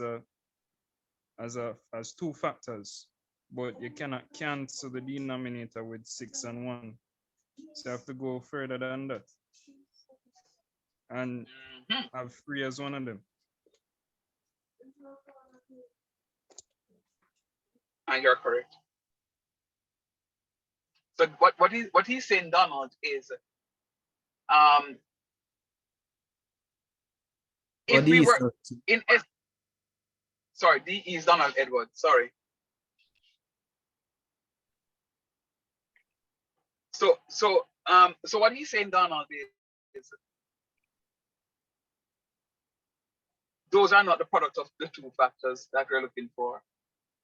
And as a hint, he's saying that there is something in the denominator that must look like something in the numerator in order for this question to be worked.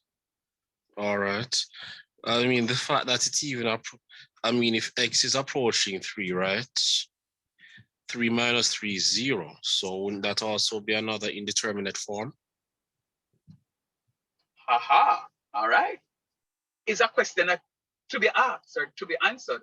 So I want you to factorize that for me first, and then we're going to answer that question, and then we'll see what our response will be.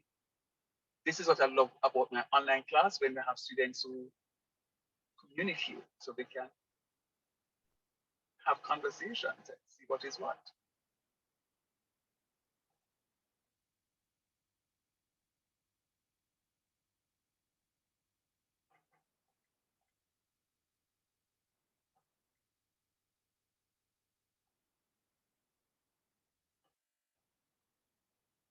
All right, Talia, I'm seeing you're putting x minus 3 times x plus 2. And I'm seeing Crosswell putting x minus 3 times x minus 2. Dana has the same answer. And Donald changes his idea and putting the same answer as x minus 3 times x minus 2. Talia, check back that for me, please, Talia. What about the rest of you? Dan and Chevy. Okay, nice, Talia. And again, with any polynomial equation, we are assuming that the numerator is 0 equals to 0 because we're assuming that, okay. Because, yeah, well, no, and in this case, it doesn't have to be equals to 0 because you can still factorize the expression, but you can't solve it. So if I'd asked you to solve the numerator, you can't say to me, sir, that don't make no sense because you cannot solve an expression. You can only factorize the expression. So without an equal 0 here, you still could have gotten the x minus 3 times x minus 2. And incidentally, the x minus 3 times x minus 2 are correct. Both factors will be correct in that sense. All right. But so to come back to your point, Donald, I could do it even if I don't have the equal 0 because it's an expression. I'm not asking you to solve it. If I had said to you, go ahead and solve, then you would say to me, boy, sir, I forgot go back to that number because we have a problem right here. And I would agree with you. So very good. Very good. I'm seeing where would have gotten the indeterminate form. You can look at my screen, would have gotten the indeterminate form. And the indeterminate form would have said, when we substitute using the algebraic approach, when we substitute our values, would have gotten 0 over 0. And we know, hear me out now, whenever you're doing your limits and you end up with an indeterminate form, 0 over 0, it is telling you something. Just like when you end up with a headache, the headache is saying to you that, hey, something is not right. And generally for me, whenever I have a headache, what it is saying to me that I am dehydrated and need to get more water. And chances are, one of two things actually. Chances are, when I drink the water, the room temperature water, my headache don't go, it means that I'm hungry. And sometimes when you're immersed into work, like earlier on in the class, I was saying to you that I'm hungry because I'm immersed in, I just had a 1 hour break pretty much between classes. And I've not eaten since. And I had breakfast earlier. So when I'm immersed into my sessions, sometimes I forget to eat. And then no, I either generate a headache or develop a headache. And then no, it says to me that it's one of two things. Either I need to go and get something to eat, or I need to go and get something to drink, some water to drink. Just like this, when I get the indeterminate form, it is saying to me, there is something inside a function preventing the true limit from coming out. There is something inside a function preventing the true limit from coming out. I need to find what that something is. I need to find what that something is because there's something that is preventing it from coming out. Sir, what do you mean something preventing it? Yeah, man. The mere fact that I get 0 over 0, something blocking it. Something is blocking it. And once I can remove what is being blocked, then I can go ahead and evaluate my limit. All right. Show me what you're talking about, sir. You recognize your numerator is now x minus 2 times x minus 3. Is there anything common now to the numerator that is common to the denominator?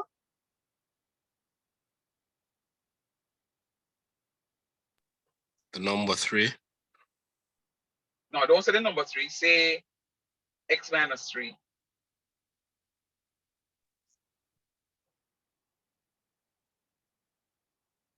X minus 3. So x minus 3 is common to both. That was what was preventing the x minus 3 is what was preventing the true limit of the function from coming out. That x minus 3. Then, sir, could you look at it without telling us that we have to factorize? I could, because when I look at the function, I recognize that the limit is tending to 3. And when I look at my denominator and substitute the value there, I'm getting x minus 3, so I'm going to have 3 minus 3. So 3 minus 3 is telling me that I'm going to have a 0 in my denominator. Can I have a 0 existing in my denominator? No.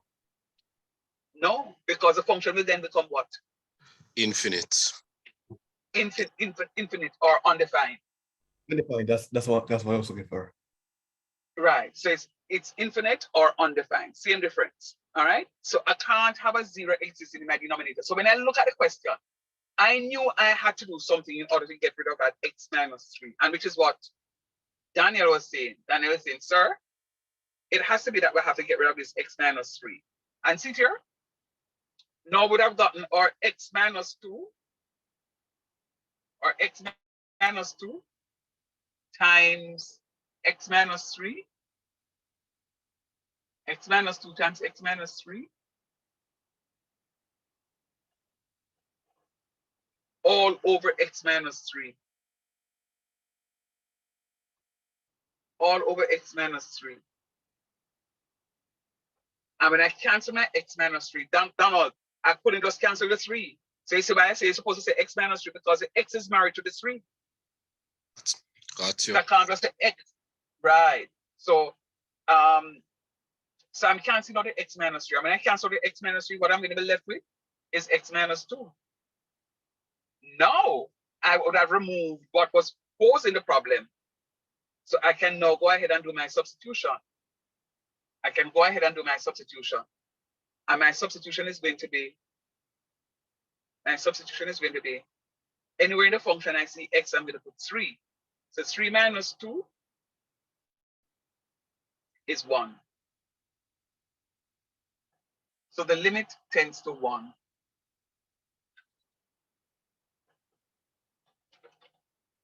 Jesus. All right, guys. I made a boo-boo again. Are you hearing me? Yes, sir. Yes, sir. We hear you. Yeah, I made a boo-boo again. The oh my Lord. Oh my goodness. I don't know what is wrong with me. So so this is why I keep using 2 devices at the same time, because the charger fell out of the something and the computer went down again. Forgive me. But you get the gist of what I was showing you just now. Talk to me. Yes, sir. All right. So let me just tell you something here now. Based on what it is that we're doing, let me just say something to you. Turn off your camera, Donald, to save your Oh, bandwidth. never. So this is what is happening now while this thing comes up. So whenever you have the indeterminate form, this is what must be done. Whenever you have the indeterminate form, there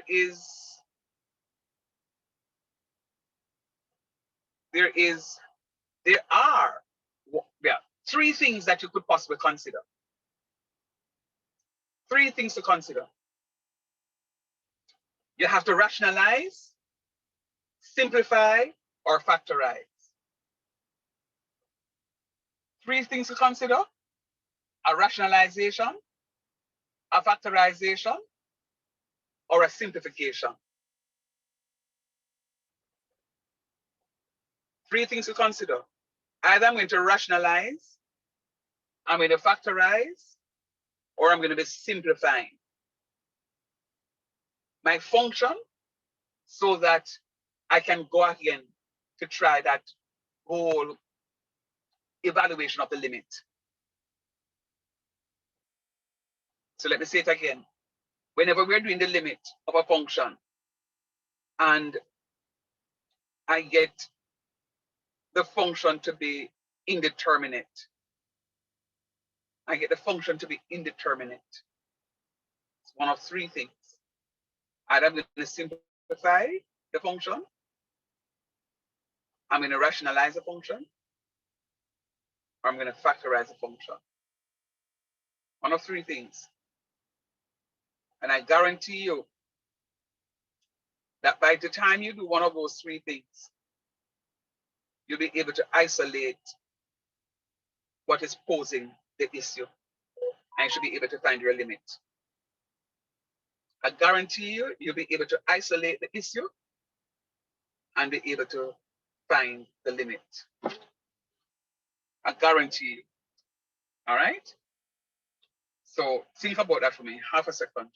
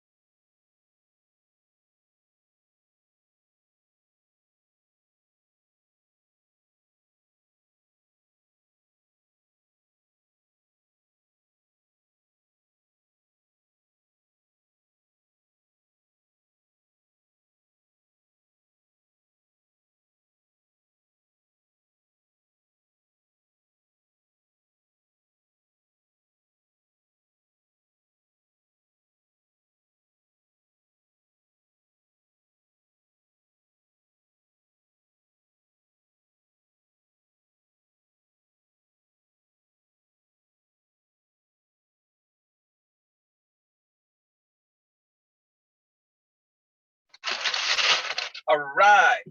So where are we? Okay, so I'm still not back up with the computer, but where are we now? Are you understanding what it is I was saying to you about the three things: a rationalization, a factorization, or a simplification?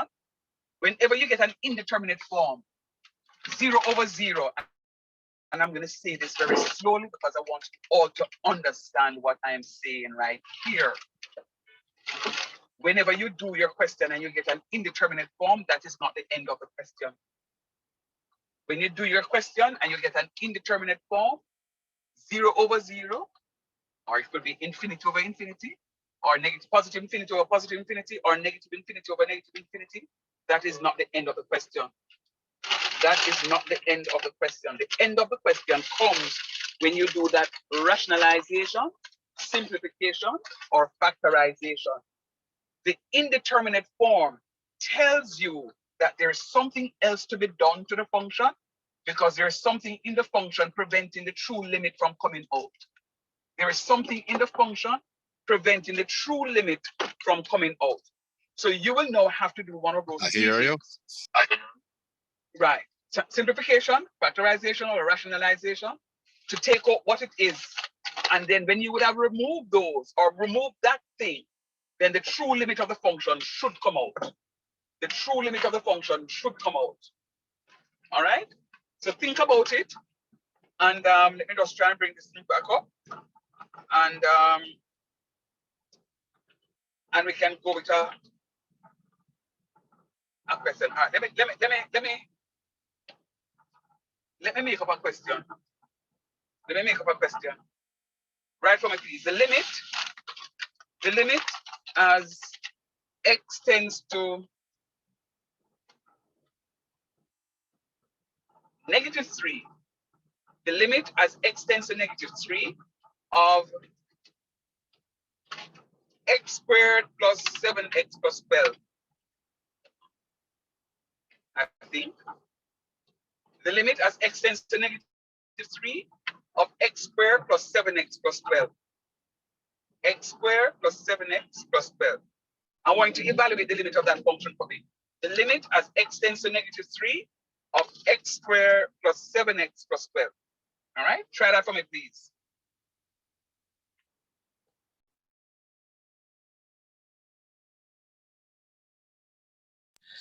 The top part sounds like x plus 3, x plus 4. And what was x tending towards? -3. Okay. Oh, crap.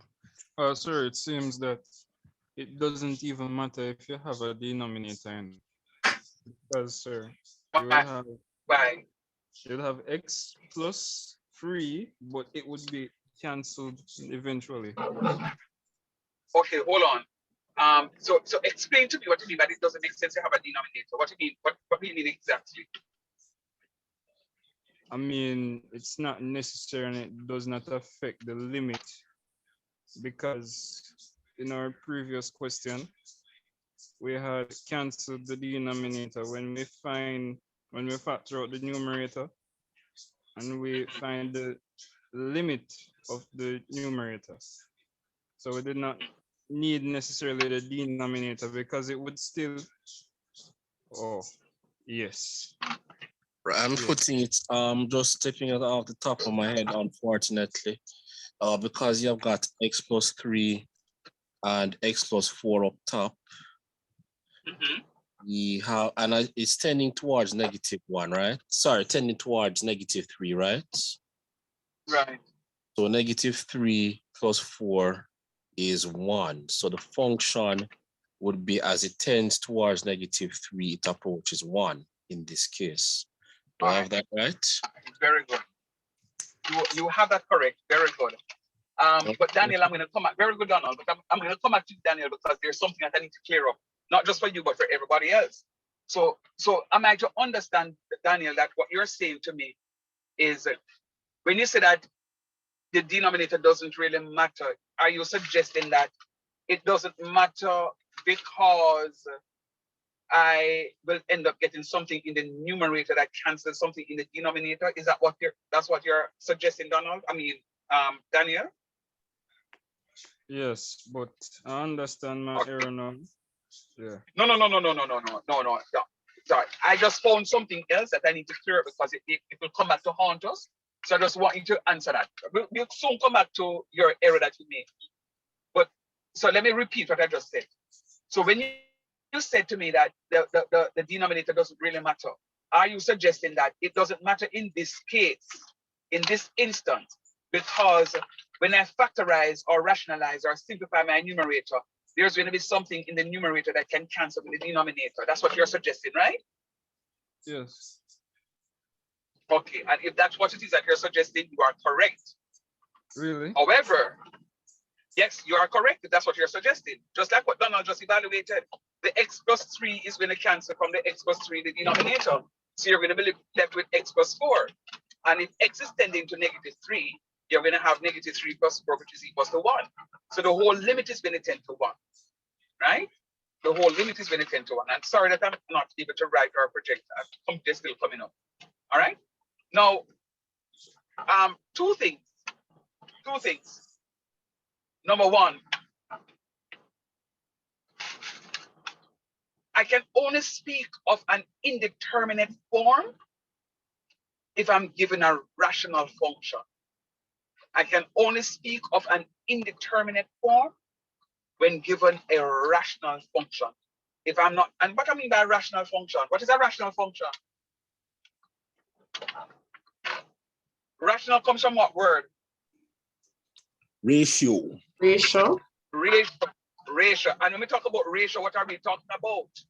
Something over something that are basically So two numbers. Yeah, and when you have something over something, what are we talking? Yeah, two numbers that are in relation to each other are basically. Yeah, and when we have something over something we're talking about right here. So give me our next word for The it. numerator, the numerator and the denominator. That's example of Yeah, a but ratio. you give me two words. We want one word. So give me one word we can talk about numerator and denominator. A fraction. A fraction. So when you talk about a rational number, the word rational comes from the word ratio. And when you talk about ratio, you talk about sharing, and you are correct, talking about a numerator and a denominator. So you talk about a fraction. So when we talk about a rational function, we're talking about a function that is of a fractional form. And only functions of a fractional form we can make reference to being indeterminate. If the function is not of a fractional form, it is known as a polynomial. And the polynomial is defined at all points. A polynomial is defined and is continuous at all points. For the rational function, there is a point of discontinuity at the point where it becomes indeterminate. And that's what it means by indeterminate. I cannot determine you at this point. There is no definition of the function at that particular point. So just remember, when we're speaking of a indeterminate form, we're speaking of a rational function. Now, function will have both numerator and denominator. A function that has both numerator and denominator. All right. As I speak to you, I'm still trying to bring up this computer, but it's taking a while. Watch your something drop out again. All right. I need to be mindful of this now that maybe the port is a little slack, so that's what is happening. All right. So remember, when we speak of a rational function, we're speaking of a function that has both a numerator and a denominator. A numerator and a denominator. And when we speak of that, then we can talk about a function of an indeterminate form. That function is going to be undefined at a particular point. The function will be undefined at a particular point. I will get to that part of the question or the topic where we are going to find the points of discontinuity. We're going to be looking at the points of discontinuity sometime later. But the points of discontinuity are, it's not difficult, because the point of discontinuity can only be found when you have a rational number. And you know, we spoke about it just now, you can't have a zero existing in the denominator. It makes a function undefined or infinite or infinitely large. So you can't speak of a indeterminate form that is not a rational function. Just remember that. If you don't remember anything else, you have to remember that one for me. If you don't remember anything else, you must remember that part. Rational function, that's where you talk about there is a point of discontinuity somewhere. Some will have 1, some will have 2, some will have 3, depending on the function. But it has at least one point of discontinuity. At least one point of discontinuity. All right? You have to be very mindful about that. Any questions?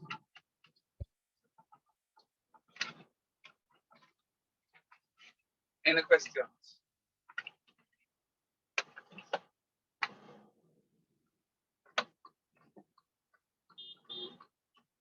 Yes, no?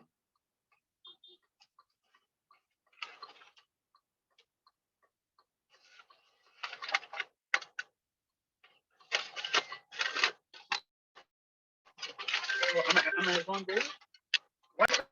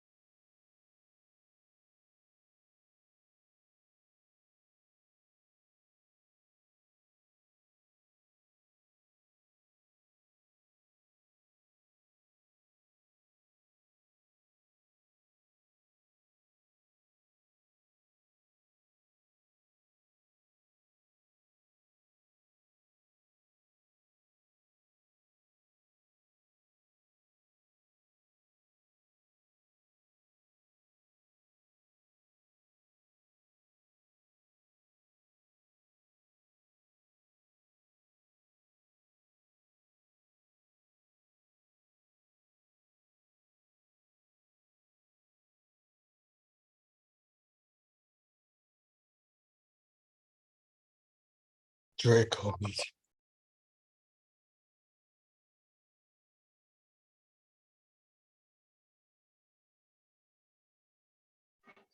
All right. It just came back up, guys. Hold on. I'm gonna share my screen. I'm gonna give you some questions to do. I'm gonna give you some. Oh Lord. Hey, darling. I need to find some. I'm gonna give you a few questions to do and then come back to you.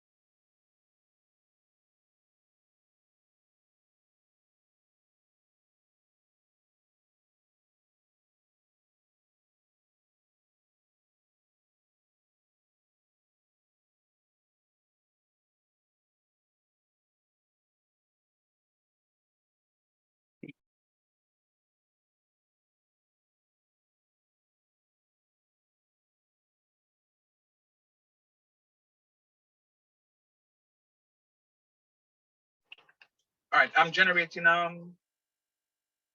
some questions for you here. Just give me half a second. Generating some questions that I want to sit and work on.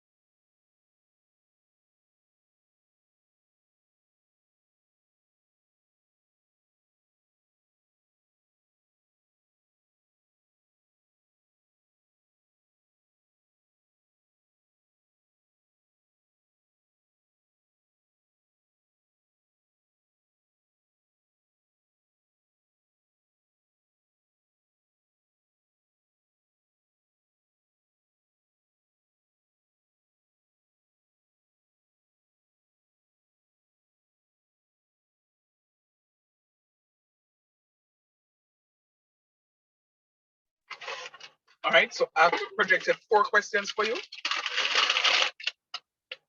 I projected 4 questions for you. I'm going to ask that you take some time and complete those 4 questions for me, please. All right? Thank you. By the way, are you hearing me? Yes, sir. Yes, sir. All right, hold Sir, on. repeat what you said. Check your screen. There are some questions for you to do for me now.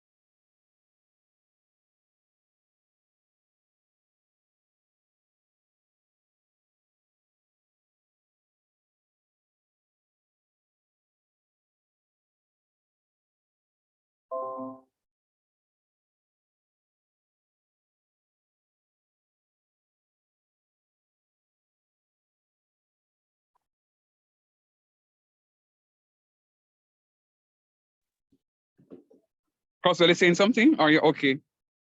No, I sent somebody up. I sent some of my answers to you. All right, I'm gonna check.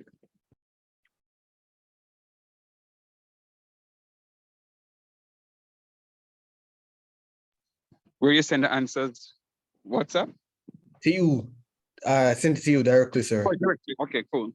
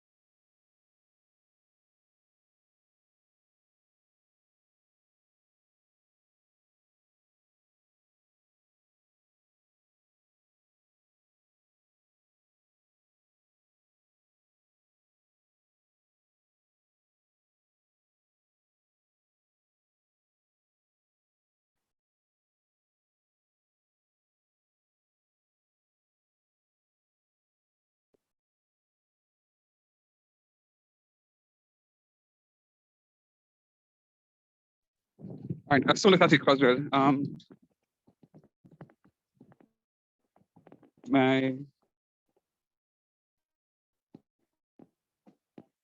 The sharing screen has gone, disappeared. So I just give the others enough time to work on it, and then I come to you.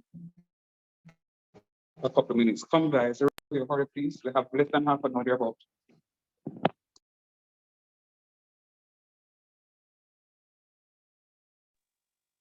Sir, not seeing the screen.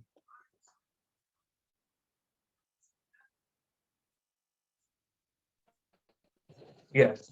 Donald, you had taken a picture of it. Can you look in the WhatsApp group? Donald took a picture of it and place in the WhatsApp group. Look in the WhatsApp group for me, please, for the questions.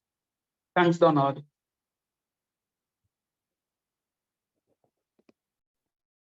Okay, sir.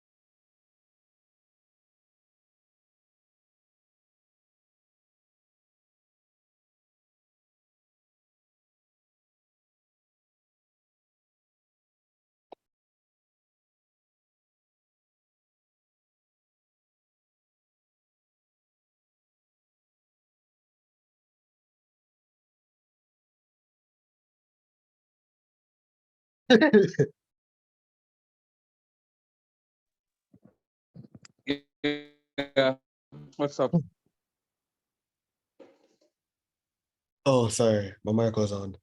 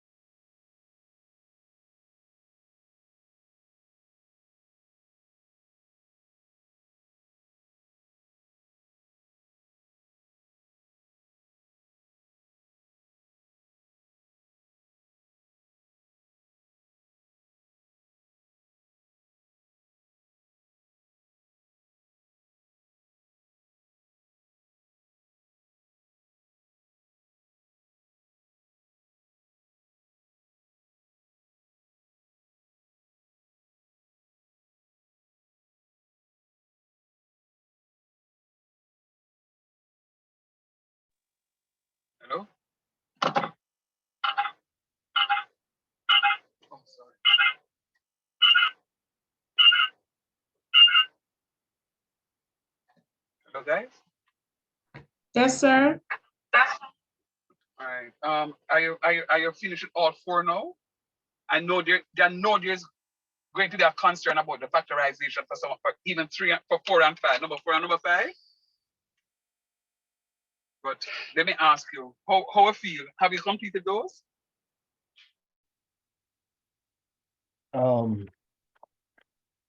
Yeah, as I said, I did those You two. sent yours in the group, right? What about the rest of you though? Yes, sir, I've completed it. Good job, Daniel. What about the rest? What about the rest? Chetty. Yes, sir. Completed.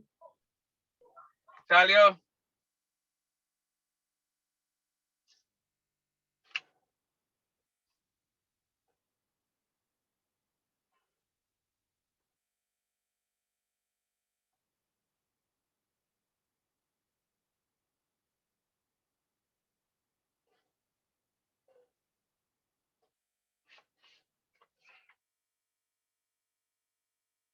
All right, so let us look now at question 2.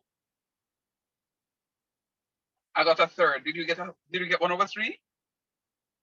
Yes, sir. Yes, sir. Yes, sir. All right, so what is important for you to note is that since we did not get 0/0, it suggests that the question is not indeterminate. Can you recognize that? You recognize that when you did this stuff? Yes, sir. Yeah, man. So since you did not get 0/0, it suggests that the question is not indeterminate, therefore no need to factorize, simplify, or rationalize. Question is just simply done. Any questions? No, sir.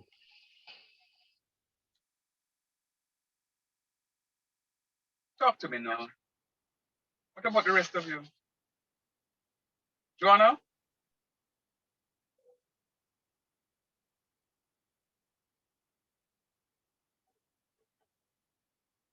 Tarabu, you all right? Yes, sir, I get that one, sir. I get 1/3. Okay. All right, great. And question 2 now, question 2 says, sorry, the other one says x plus 1 over x squared minus 1. I didn't do that one, but tell me what it is. I can do it quickly. Tell me what it is.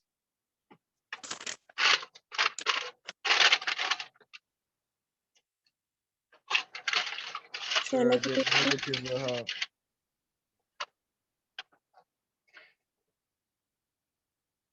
Negative, I'm hearing 2 different answers. Negative what? So I got -2. Okay, -2. Anybody else? -1/2, sir. -1/2. -2, -1/2.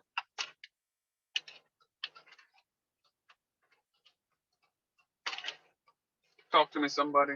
The rest of you, what about the rest of you? Donald, where you get? Which question? The one that says x plus 1 over x squared minus 1.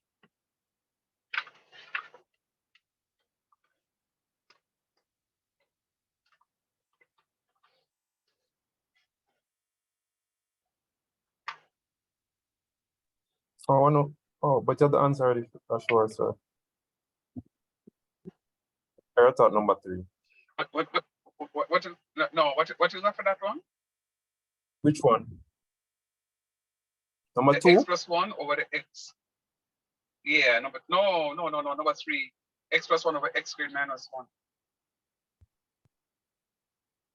Hold on, sure.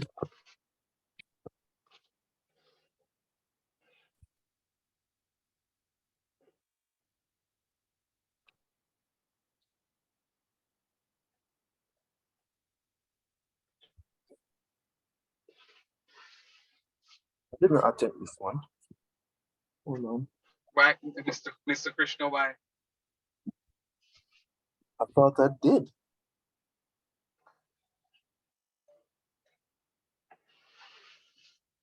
Give me a second, I'm attempt it, sir. All right then. For Krishna's sake, let me move on to the other question then.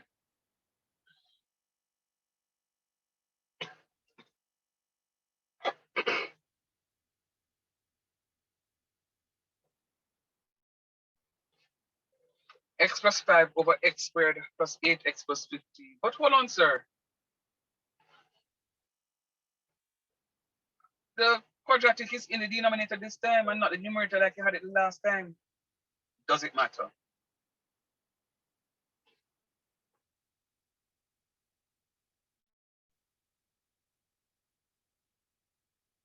Hello, somebody?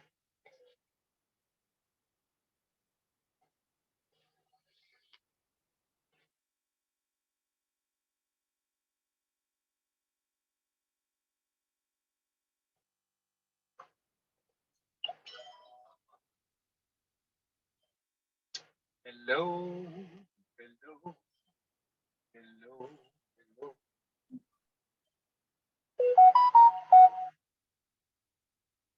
Hello, sir. Yeah. How we stay with number 5, with number 4? My number 4 here.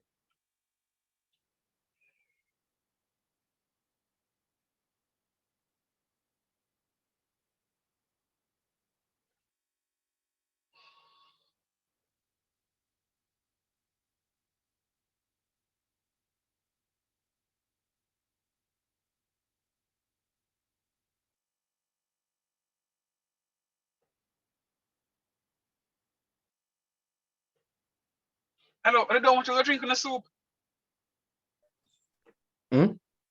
Sir, I you don't are want you to breaking drink. on my end.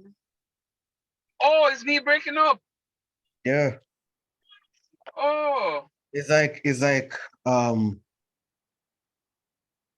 you will talk for 1 minute and then there'll be radio silence.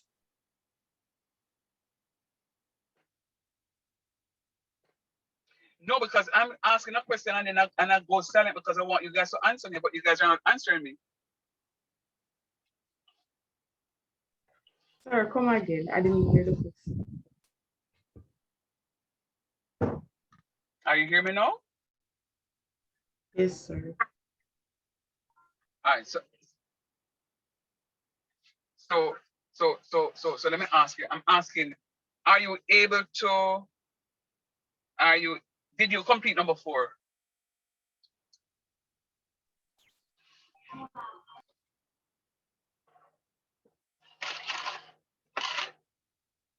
Hello? All right, you know what? Let me, Sir, are you hearing me? all right, I'm Sir, I gonna thought mute. my Hold on. mic, I thought I unmuted. Sorry about that. Yes, sir, I did. Okay, all right. I did. Okay, great. So you guys are hearing me now then. All right. So I was saying to you earlier that it doesn't have to be in the numerator alone. It could also be in the denominator as well. So that's what I got from my answer. So remember, you can either rationalize, factorize, or simplify. And when I did that, my x plus 5 is canceled. And I'm left with Sir, I made an error. 1 over x plus 3.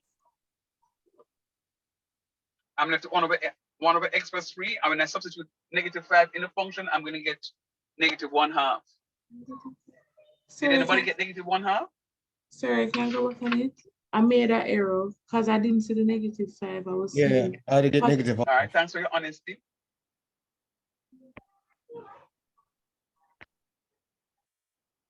Oh, what you use? What you use? +5? Yeah, I don't know why I saw +5. That's the one for the x plus 5, x squared plus 8x plus 15, right?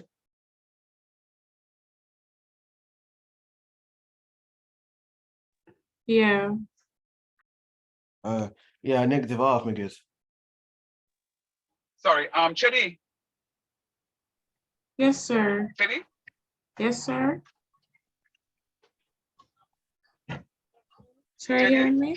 Yes, sir. Anybody hearing me? Yes, sir, but I don't think you're Yes, hearing. sir, we're hearing you, but are you hearing us?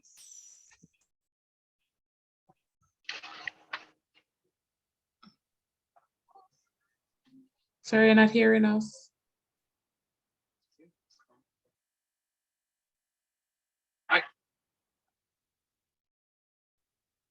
Crosby hearing?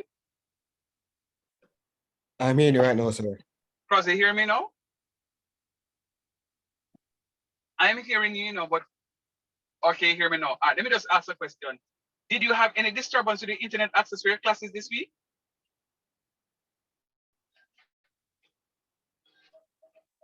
No, sir. Oh, well, several of my classes went down because of the internet access. I know I'm having the same issue with connectivity. All right, what I'm gonna do, I'm gonna end here. I'm gonna end here. And I'm gonna send you the solution to the question, and then we'll take it from there. All right? Okay, sir. All right. Thanks for coming now. We will talk here. Okay, bye. Bye-bye. Bye-bye.